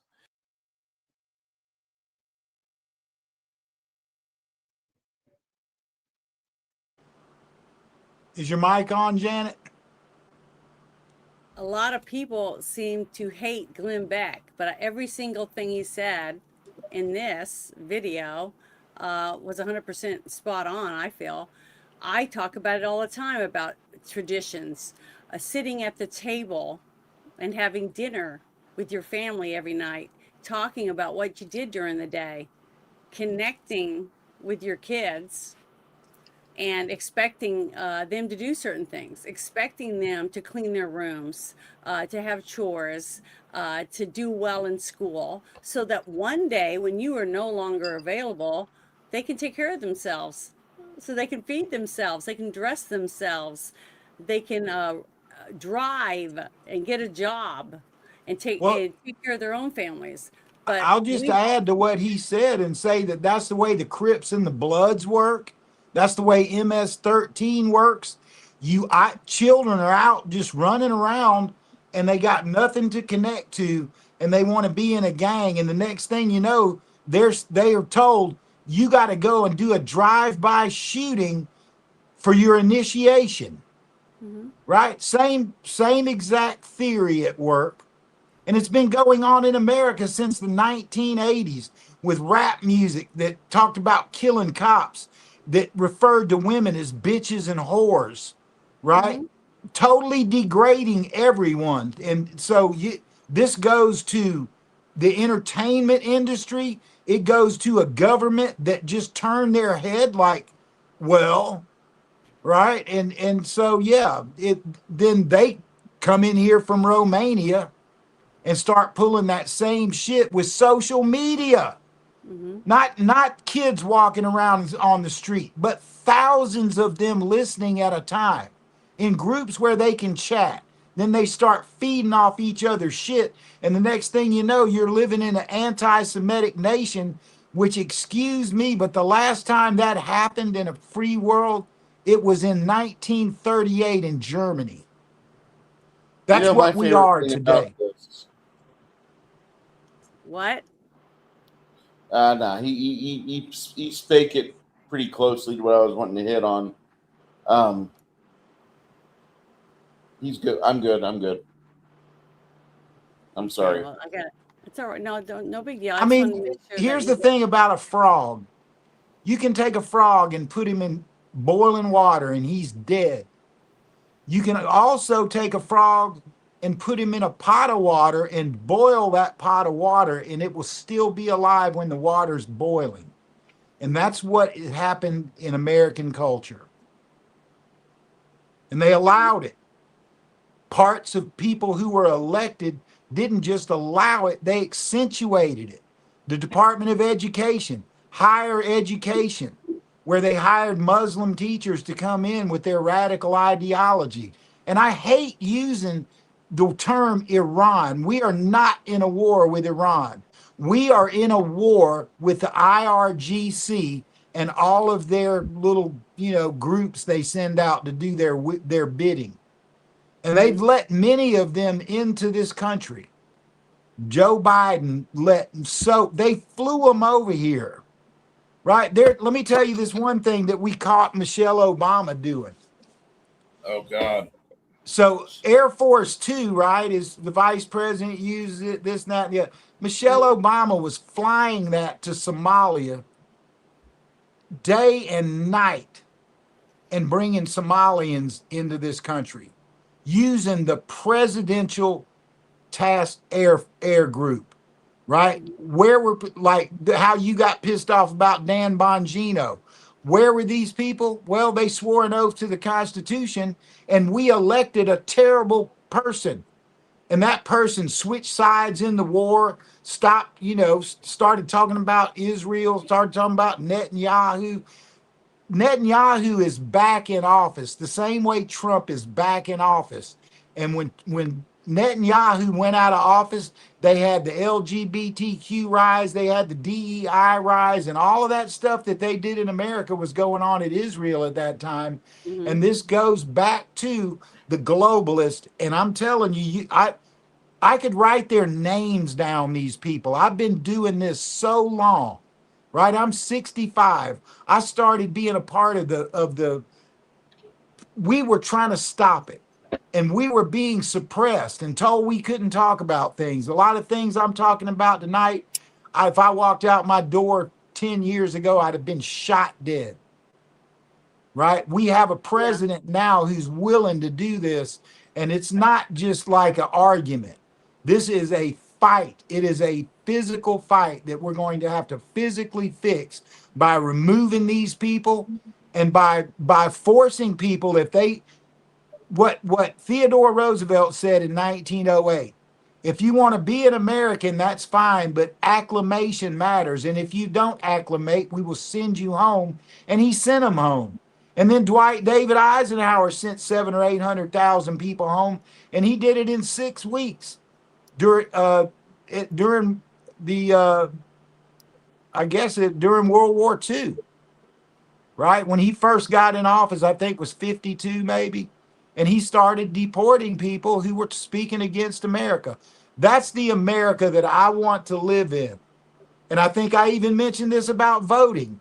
If you got somebody that grew up working in the American fields and they get their money and you say, look, come over here and register. We're not going to arrest you. We're going to give you ID and you're going to pay taxes. Because what they do is they come over here, farmers pay them cash, right? They take that money after the growing season and go back to Mexico and live like kings over there with that money.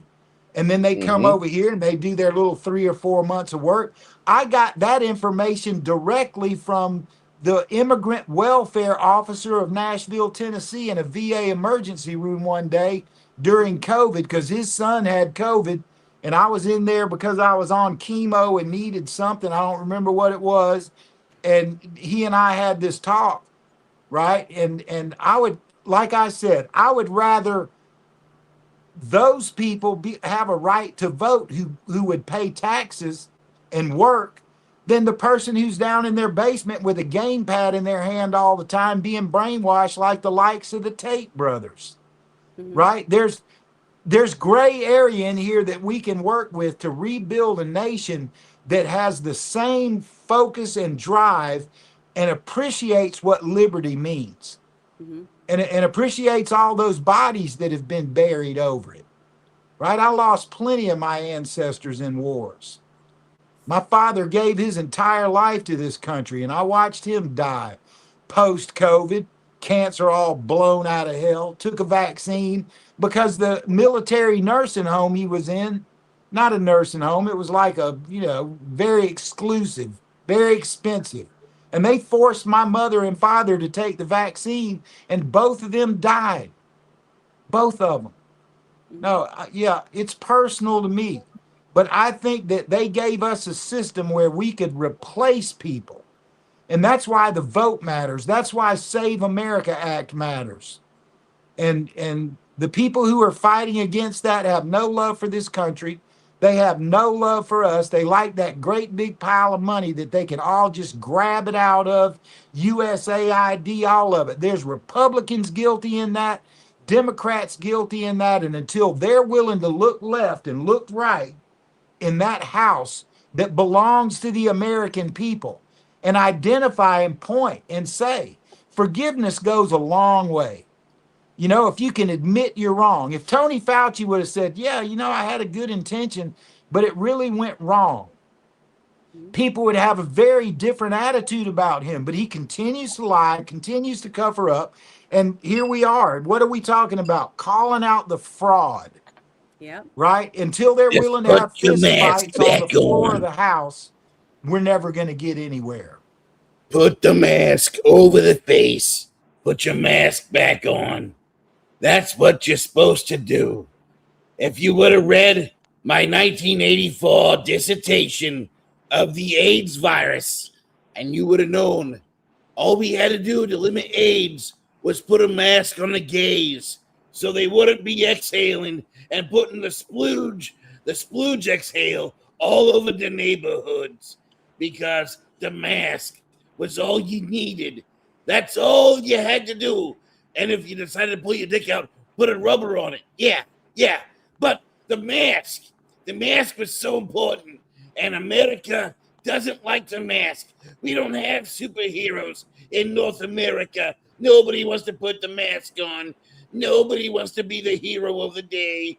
It sucks. But my name's Anthony Fauci, and I'm going to go run off with my millions of dollars that I've made since the 1980s off the backs of the working class. Yeah. Terrible. Yeah, it's right, though. I know, but I mean, imagine somebody who will stand up and say, I am science. Don't listen to anybody else. What I say is all that matters. I am Don't pay any science. attention to those faggots on I didn't CNN fall for unless they it. say what I said. I didn't fall for it. But this next thing I think is important. It says FBI Director Kash Patel and CIA Director John Radcliffe have just released a trove of documents proving that the FBI planted and tampered with evidence during their raid of President Trump's Mar-a-Lago home. They also knew that they didn't have probable cause to raid his home in the first place, but the Biden administration put enormous pressure on them to raid President Trump's home anyway. A senior Biden official has quoted saying, I don't give a shit what the optics look like. The case was all a big lie, and Jack Smith and his team fabricated the entire thing. The criminal cases against Trump were the Biden administration's own version of Russiagate. It was a coup attempt meant to take down President Trump and prevent him from his return to the White House by illegally weaponizing the justice system against their political opponent. Each and every one of them should spend the rest of their lives in federal prison for a high treason. God bless Kash Patel and John Radcliffe for exposing the truth in this bombshell documents. And I'm going to play this for you real quick. Here we go. Yeah, so the famous photograph, what we have now learned, and the government has had, Jack Smith and his prosecutors have had to admit that that was staged. And those top secret classified sheets that all the public saw and said, oh my God, look at those top secret documents, those were placed there by the FBI. What Jack Smith admitted in court this week was that, in his word, they mishandled the classified documents and misrepresented those to the court. Maria, that's a kind way of saying we tampered with the evidence, then we lied to the court about it. And they got caught when President Trump's lawyers and the other co-defendants raised this issue and said, look, the documents here don't match up. The documents that were presented to us don't match the digitally scanned records of when they were taken from Mar-a-Lago. And Jack Smith, not only did they tamper with that and lie to the court about it, but he's now admitted to the court that he doesn't know how that happened. He's only offered a number of possible explanations for how that could have happened. So he's absolutely blown the chain of custody. And again, he has a prosecutor, lead prosecutor in this case, Jay Bratt, who met with White House counsel and a representative of the National Archives in several times in the weeks before Jack Smith was even appointed. This reeks of crossfire hurricane when the Obama-Biden administration fabricated evidence before the FISA court, lied to the court about it to pursue Donald Trump, and now we're seeing it again in this classified documents case. The judge could dismiss this case at any point in time, Maria. I think the only reason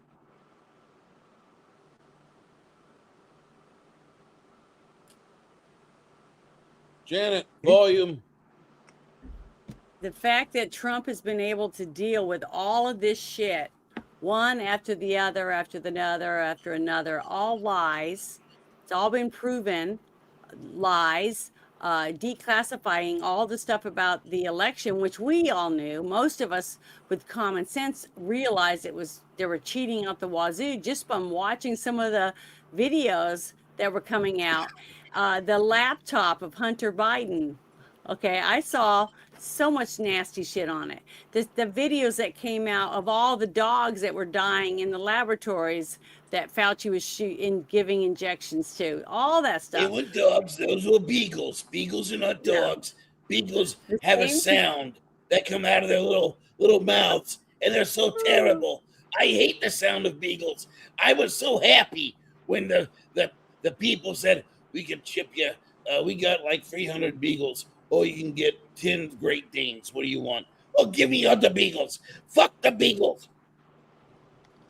But the thing is, all of this stuff, one after the other, all connects because it's all the same people high up that were in charge of all of it to make sure that this went there, that went there, this was that, and all this different stuff. And the people like in the state of Arizona that won, knowing that they shouldn't be there because they were owned. You know, they're owned by someone else, not the people that supposedly voted for them. So that's the truth, and it's finally coming out. And now we just have to get our people off their ass and finish getting judges in there so that we can have real judges on the bench when these people are brought before them that aren't going to just go bad and go home. You know, that kind of shit. I got 2 words: military tribunals. Yeah, I hope. If Congress continues to block this, corrupt judges and judges trying to mandate national policy from the bench, until they put those people in front of military tribunals for treason, we're never going to get anywhere. General Flynn's wants that. Mark Wayne Mullen, who you have presented here, wants that. I want that. I've talked to thousands of people. The guys I played golf with today, never met them before. I was by myself. They said, come on and play with us. And for the 10 holes of golf we played, we basically had this show for 2 hours talking about the exact same things. And they were saying all the stuff that Rich and Bruce and I have said, the things you've said, it's not a secret anymore. There is no secret. They're like the naked king, right? The king that the boy told me, oh yeah, that's a great outfit. And that's exactly what all of them are like. They're parading in front of all the American people naked and acting, well, that kid told me. Well, yeah, you're a fucking idiot, you know, king dumbass. There's lots of them too.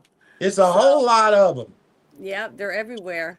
And you know, and Just the watch more your we, next the Virginia more we Law. can expose these people and share the information, the more people will realize, hey, that's true. The one lady that said it at the grocery store, I haven't seen anything, but I'm finding out that more and more people are sharing it, and it's truthful. You know, like it's just sad because so many people don't want to hear the truth. They just don't want to hear it. You know, they don't. So many people didn't want to even see the movie The Sound of Freedom because they didn't want to believe that that kind of stuff happens in America. They don't want to Did you believe that know- America is the #1 trafficking country in the world. They don't want to believe that. That's in other countries. That doesn't happen here. But what were you going to say, Fauci? I just was gonna say that sometimes a child will go missing, and sometimes a donor for a rare body organ will be found, and sometimes it's a little smaller than what the recipient wants, but the blood type might match. Let's try it. Plug it in. Nobody discussed this. Nobody at all. We're just gonna nod our heads. Yeah, that's it. That's a ticket. Put on your mask. Yeah, well, people aren't dying fast enough. And then when they started killing them with the vaccine and, you know, the biological weapon attack that we got, those organs had spike proteins, so they had to go to the unaffected areas and fly them in and let them caravan up, riding on the back of trains and all this other shit, so that they could have fresh, good organs. Mm-hmm. It's sad. I Yeah, mean, I'm not talking about something that from a book. We're talking about what we have lived. Mm-hmm. It's a miracle any of us are not like we're not all in the nut house with post-traumatic stress, Well, it's right? because we And do this. God See, knows what's going on in the yeah, but minds of the poor It's not this people. for my kind lack of of thing we're trying. doing I've right been now. doing everything I can. I've been doing everything I can with the shadow government. Barack has been giving me plenty of audience, but we just can't incarcerate all 84 million of the MAGA voters. And that's a shame. Put on your mask. But the reason why a lot of us aren't basket cases is because of this discussions, spaces, different places to go, churches, bowling alleys, wherever it is that you go play golf and you talk about things. So you're able to vent a little bit. And people get to meet other people and talk, because people aren't meant to be by themselves all day. It's just it's not good for you. People need other people to talk to and listen to and spend time together, not really necessarily having to talk about stuff like this, but watching movies together, building Legos together, going for walks, going out to dinner, spending time with other people, and sharing your feelings about whatever's going on in your life. That's an important thing that people need. We all Yeah, need. it needs to start with what you said 2 hours ago when we first started. It needs to start around the dinner table. Yeah, people don't do it anymore. They go in their room and they play video games and eat at their desk, stuff like that. Or they don't. One eats at 4, someone else eats at 5:30, and the other person eats at 7:30. They don't even sit together anymore. So Yeah. it's Now the really kids over on the couch in the living room and Washington. mom's in the kitchen can see him, and he stops his game and texts her and asks her to bring him something to eat, and her dumb ass does it. Yep, that's what I'm saying. Uh, I grew up in a house where my dad wanted all of us to sit at the table. He said, "I'm not home all the time. I'm always gone. I'm having to travel and do stuff in the military. And when I'm home, I expect my family to sit at the table and eat dinner with me." Yeah. That was the rule, and we did it. And we all got up and got our plates, asked to be excused, and then we would go and we'd end up washing dishes and putting the dishes away and things like that, sweeping the floor and all that stuff. We just That's what we did, and I think it made my family stronger as a family. And just like you were saying earlier, you got a family with 5 kids, and all of them have different dads, and the dad's not living there. So the kids just go out in the street trying to find other people to hang with and do things with, because they're looking for somebody to do things with them, to make them feel like they're worth something. And You know it's something crazy that one of the guys golfing today said that the number one person on his list that he wanted to see arrested and put in jail for the rest of their life was none other than Hillary Clinton. I feel the same. That's exactly how I feel. I mean, if that's the only one I can get, that's the one I'd enjoy the most. I would watch every single day in court and everything. I would be glued to the TV. But I I mean, wanted to, she said her parents named her Rodham after the guy that put the flag on the North Pole. She was born before that guy did that. I know, she's full of crap. I I don't believe mean, anything. Al Gore said that his mom used to sing him the lullaby, "Look for the Union Label," which came out in the 70s. He'd have been a 22 or 24-year-old man laying his head on his mommy's lap, staring at her titty in that ugly fucking velvet blouse when that Oh my song came on the radio. But I want to play this because this is another area in government where we have more fraud. It's in every single crevice Yeah. of our Yeah, I was government. watching this hearing live when he said Yeah, this. Yeah, I watched some of it live too, and that's why I said, "Oh, I wonder if I can find it." And I wanted to play some of it for you because I do like watching some of these hearings, and I wish more people could watch them because it's very You should plain. follow him on YouTube. He's one of the PIAB guys. Well, one of the things that's funny to me is you can watch it, and if they took all the names down, just take all the nameplates down, and then it came to this person to ask questions and this person to ask questions, you would know immediately who the liberal is That's by the true. way they ask questions and how they answer. It's shocking how easy it is to tell. But I want to play this so you guys can listen to this. This is very, very truthful. I mean, it's just, that's what it is. Just last year, the Inspector General, when I asked him to do an audit of the St. Louis Distribution Center, the Inspector General told me it was the worst case of lack of on-time delivery, the worst case of distribution problems he had ever seen, ever, in an audit that he had done. Ever. What's been changed since then? If you look at the service scores, I would commend you to go online. We publish our service scores weekly. I don't want to go online. I want you to come here with answers because you're the Postmaster General of the United States.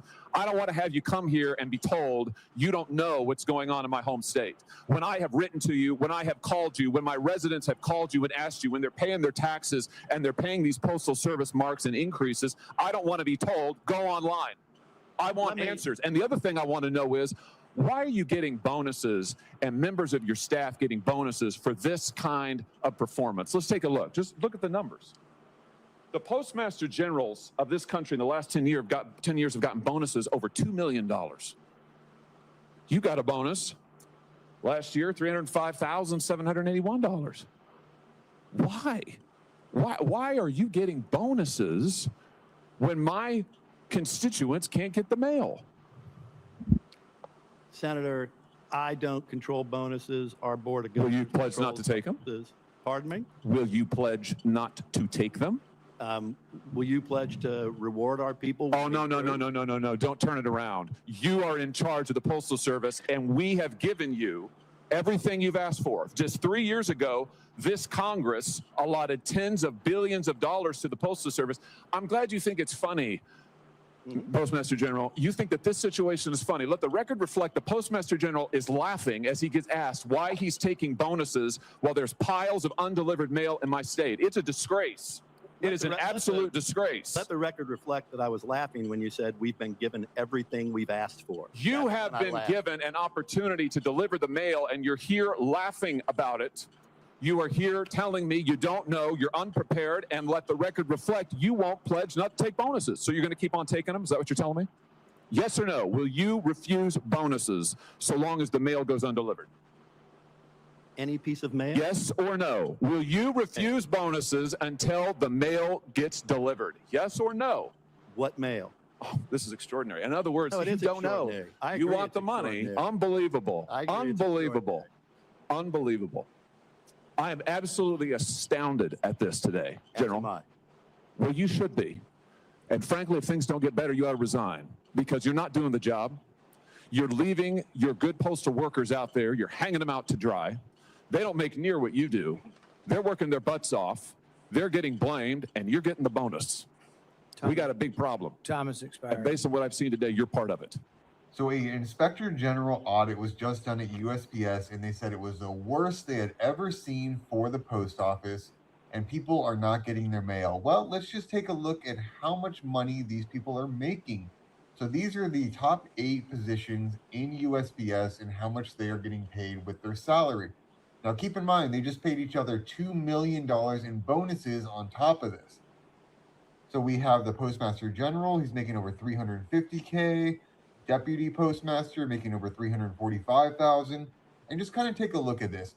Do these salaries reflect that they're not able to deliver mail and it has the worst distribution they have ever seen? And also keep in mind, so when you're looking at all these insane salaries that you yourself would never hit for, I'm sure, doing a much better job at your job, these do not include their bonuses and other incentives that they get. Just take a look down here. The actual executive salaries are significantly higher when you include their bonuses, incentives, pension changes, benefits. All of these things also go on top of their salaries. So regularly, they are exceeding $500,000 plus, likely each per year.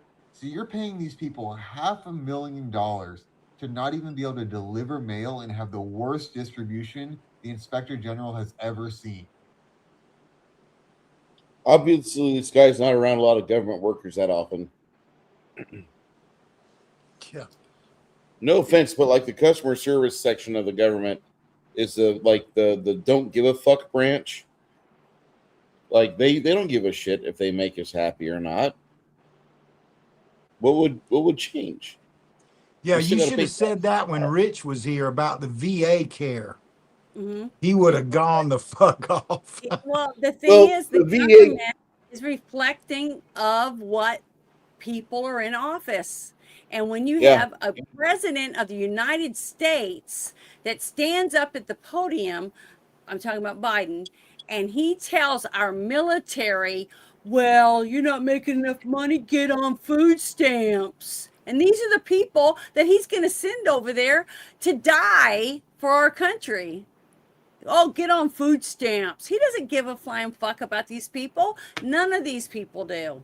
That's what I'm trying to say, is that you and I have to take back our country, our states back from the federal government and start taking better care of ourselves and demand that the person that we put in office does their damn job, period. We put them in there for something, we should have 6 months and say, okay, you've only done this one thing since you've been in there. We're going to let you go back for another 2 months. And if you don't pass these other things that we asked for, you're out. We're getting rid of your ass. I wish there was a way we could do that, because to me, that's fair. You see what I Well, mean? you have to do local recall votes for that. Listen, they're calling for a recall vote for Mondami. It started this afternoon. Very powerful rich people in New York, and a lot of people who voted for him that realized, oh my God, was I thinking voting for him?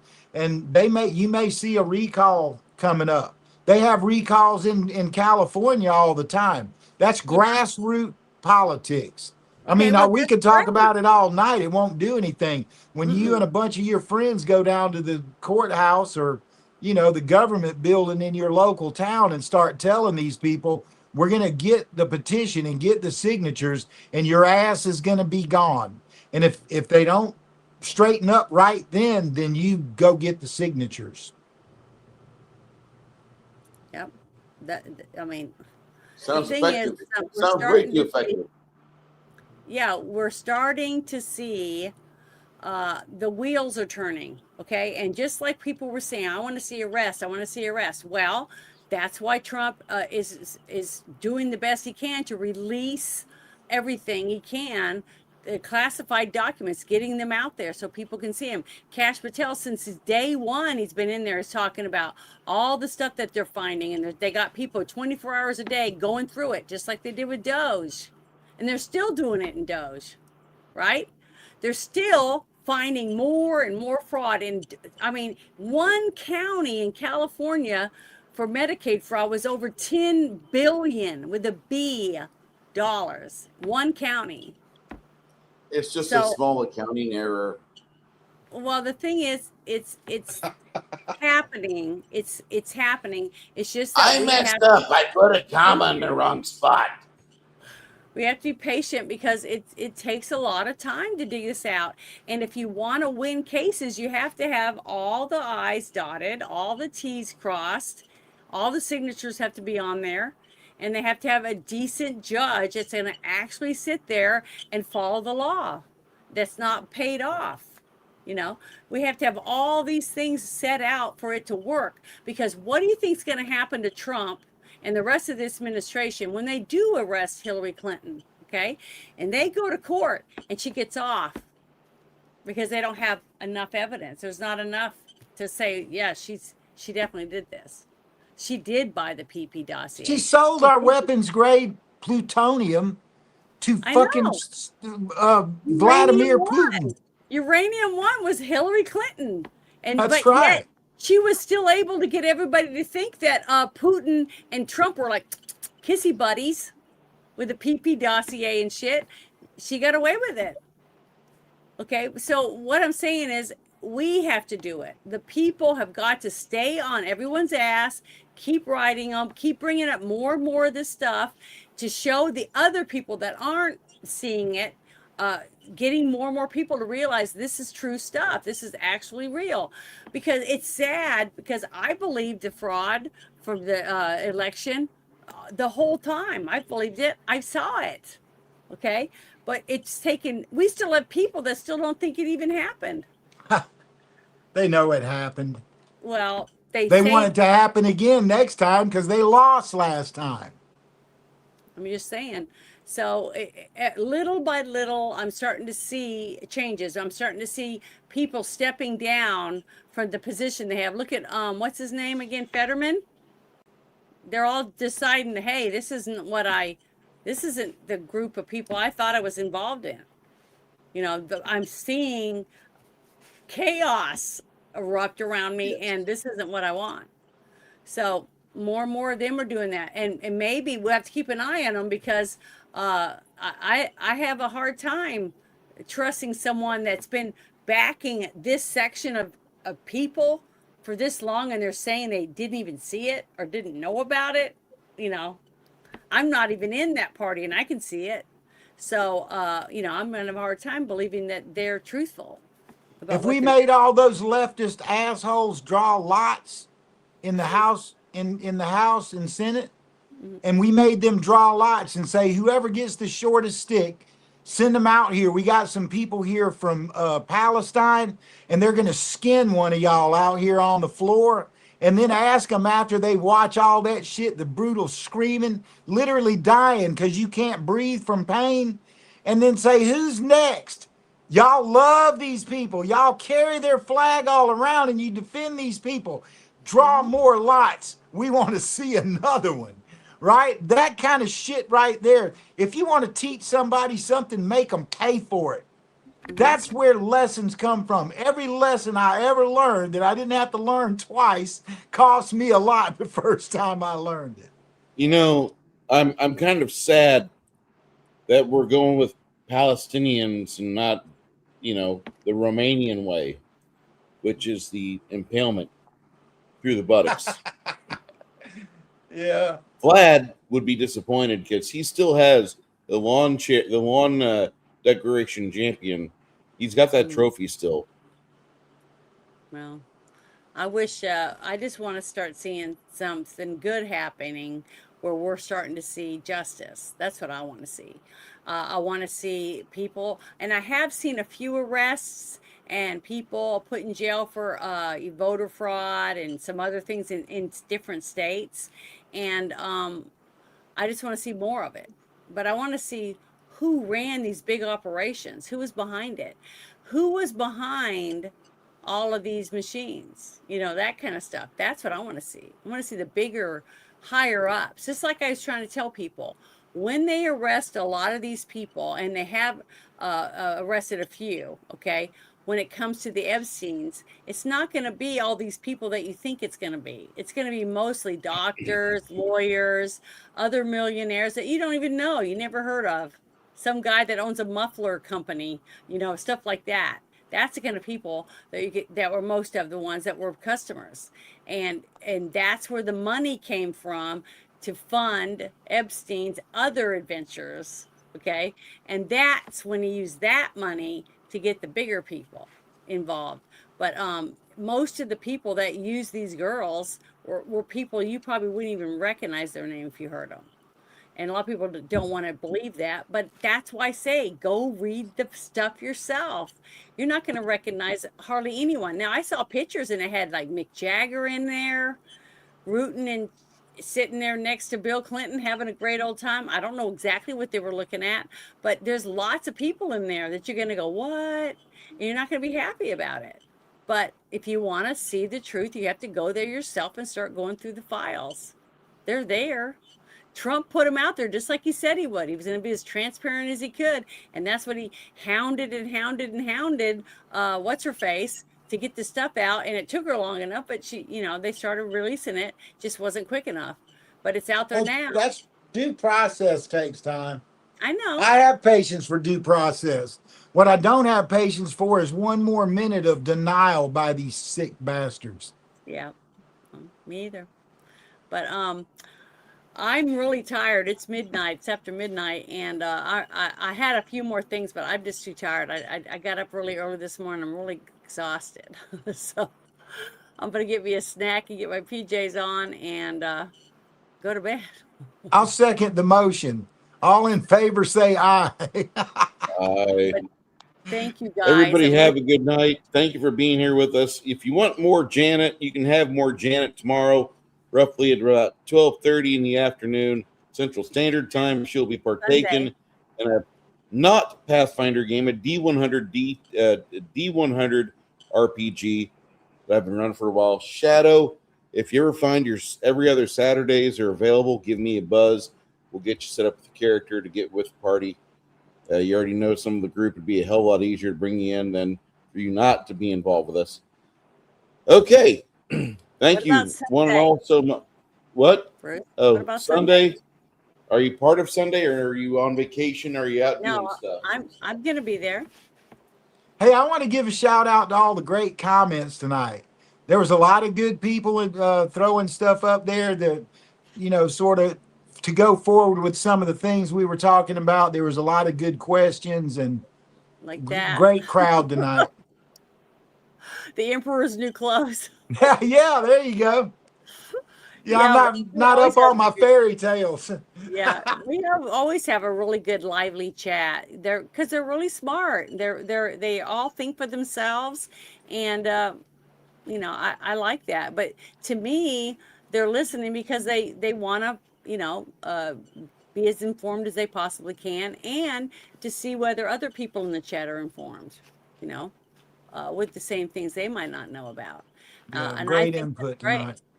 So Thank you again, Janet, as always. I love our venting. I love it when I have people that are interested in talking about things like this, because this kind of stuff to me is important that we talk about it and get it out in the open. And that's the only way we can fix anything is when we see what needs to be fixed and how can we fix it. And the only way to do that is to have other people looking at it saying, we could try this, we can try that, and come up with different ideas. And just because a couple times I played a few people on different shows and even shared certain things in the shit show chat, and people say, why in the hell are you sharing that guy? I'm like, well, I don't like this guy either, but this story that he's shared is about a barista, a girl that serves coffee every day, and it was a good little story, and I wanted to share the story. Sometimes good stories do come from people we don't like. Well, I'm going to give Bruce a shout out too. Thanks for saying all the shit I'm not allowed to say because of my job. You know what I do for a living? Yeah, he does it. You know what I do for a living, Chris? No, I pull up to houses and convenience stores and restaurants and commercial spaces with a 5,000-gallon tank on the back of a modified Peterbilt chassis, and I pump out gallons and gallons of wastewater additives and other shit, including shit. So when I show up, people aren't expecting me to quote Shakespeare. They don't really want me to know the latest situation that's going on between Iran and the United States. They really want to just have the business taken care of, if they're even there, because a lot of times I'm allowed to go places before they're even open, so they don't have to deal with my smell. Well, that brings up a whole new light to me to shit show. I mean, yeah, you bring work here with you. I totally get it. I completely love my job, and I love the fact that I can and will say whatever the fuck I want. My boss tells me just don't have the company number on the interwebs when you're doing that, because I don't want to have to get a new phone number. God damn it.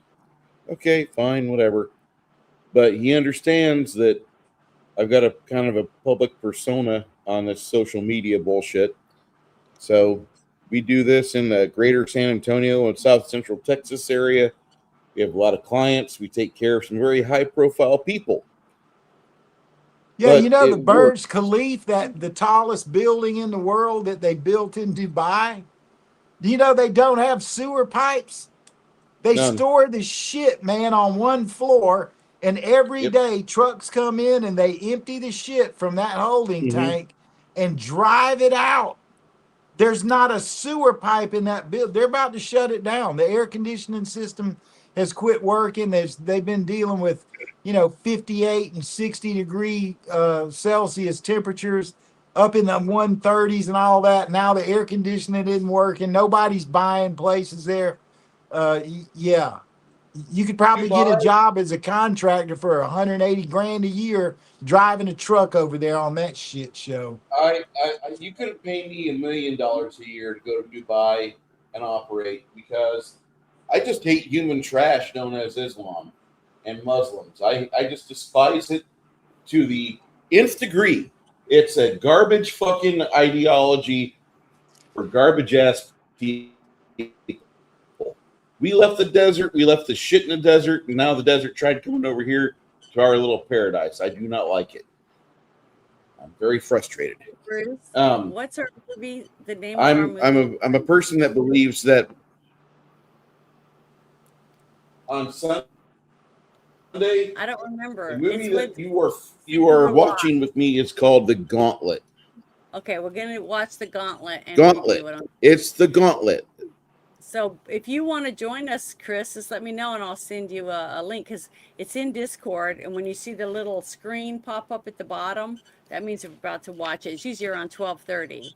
And we got a group of us that go in and we watch it, and then we talk about it afterward. I got a tea time with the boys tomorrow at 12 That's o'clock. okay. I'm just not tomorrow. It's on Sunday. The movie's on Sunday. Okay. So just think about it. Yeah. And it's fun. We enjoy it. I love it because I've seen so many movies that I've never seen because of it. So I lost you. You talking? Your mic's on? but I'll see you later. I'll be right back.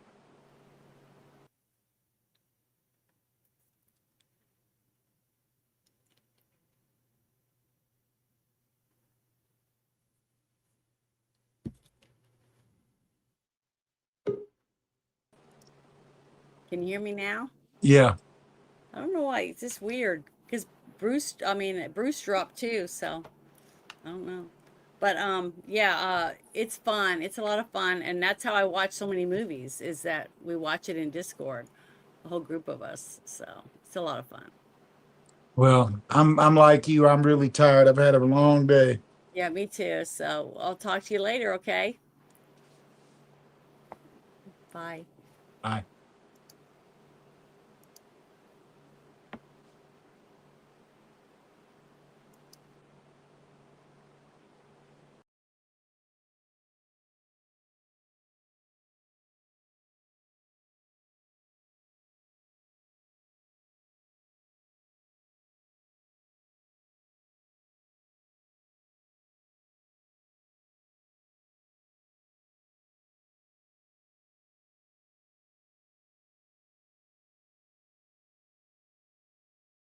Boys and girls all over the world are being abused and tortured.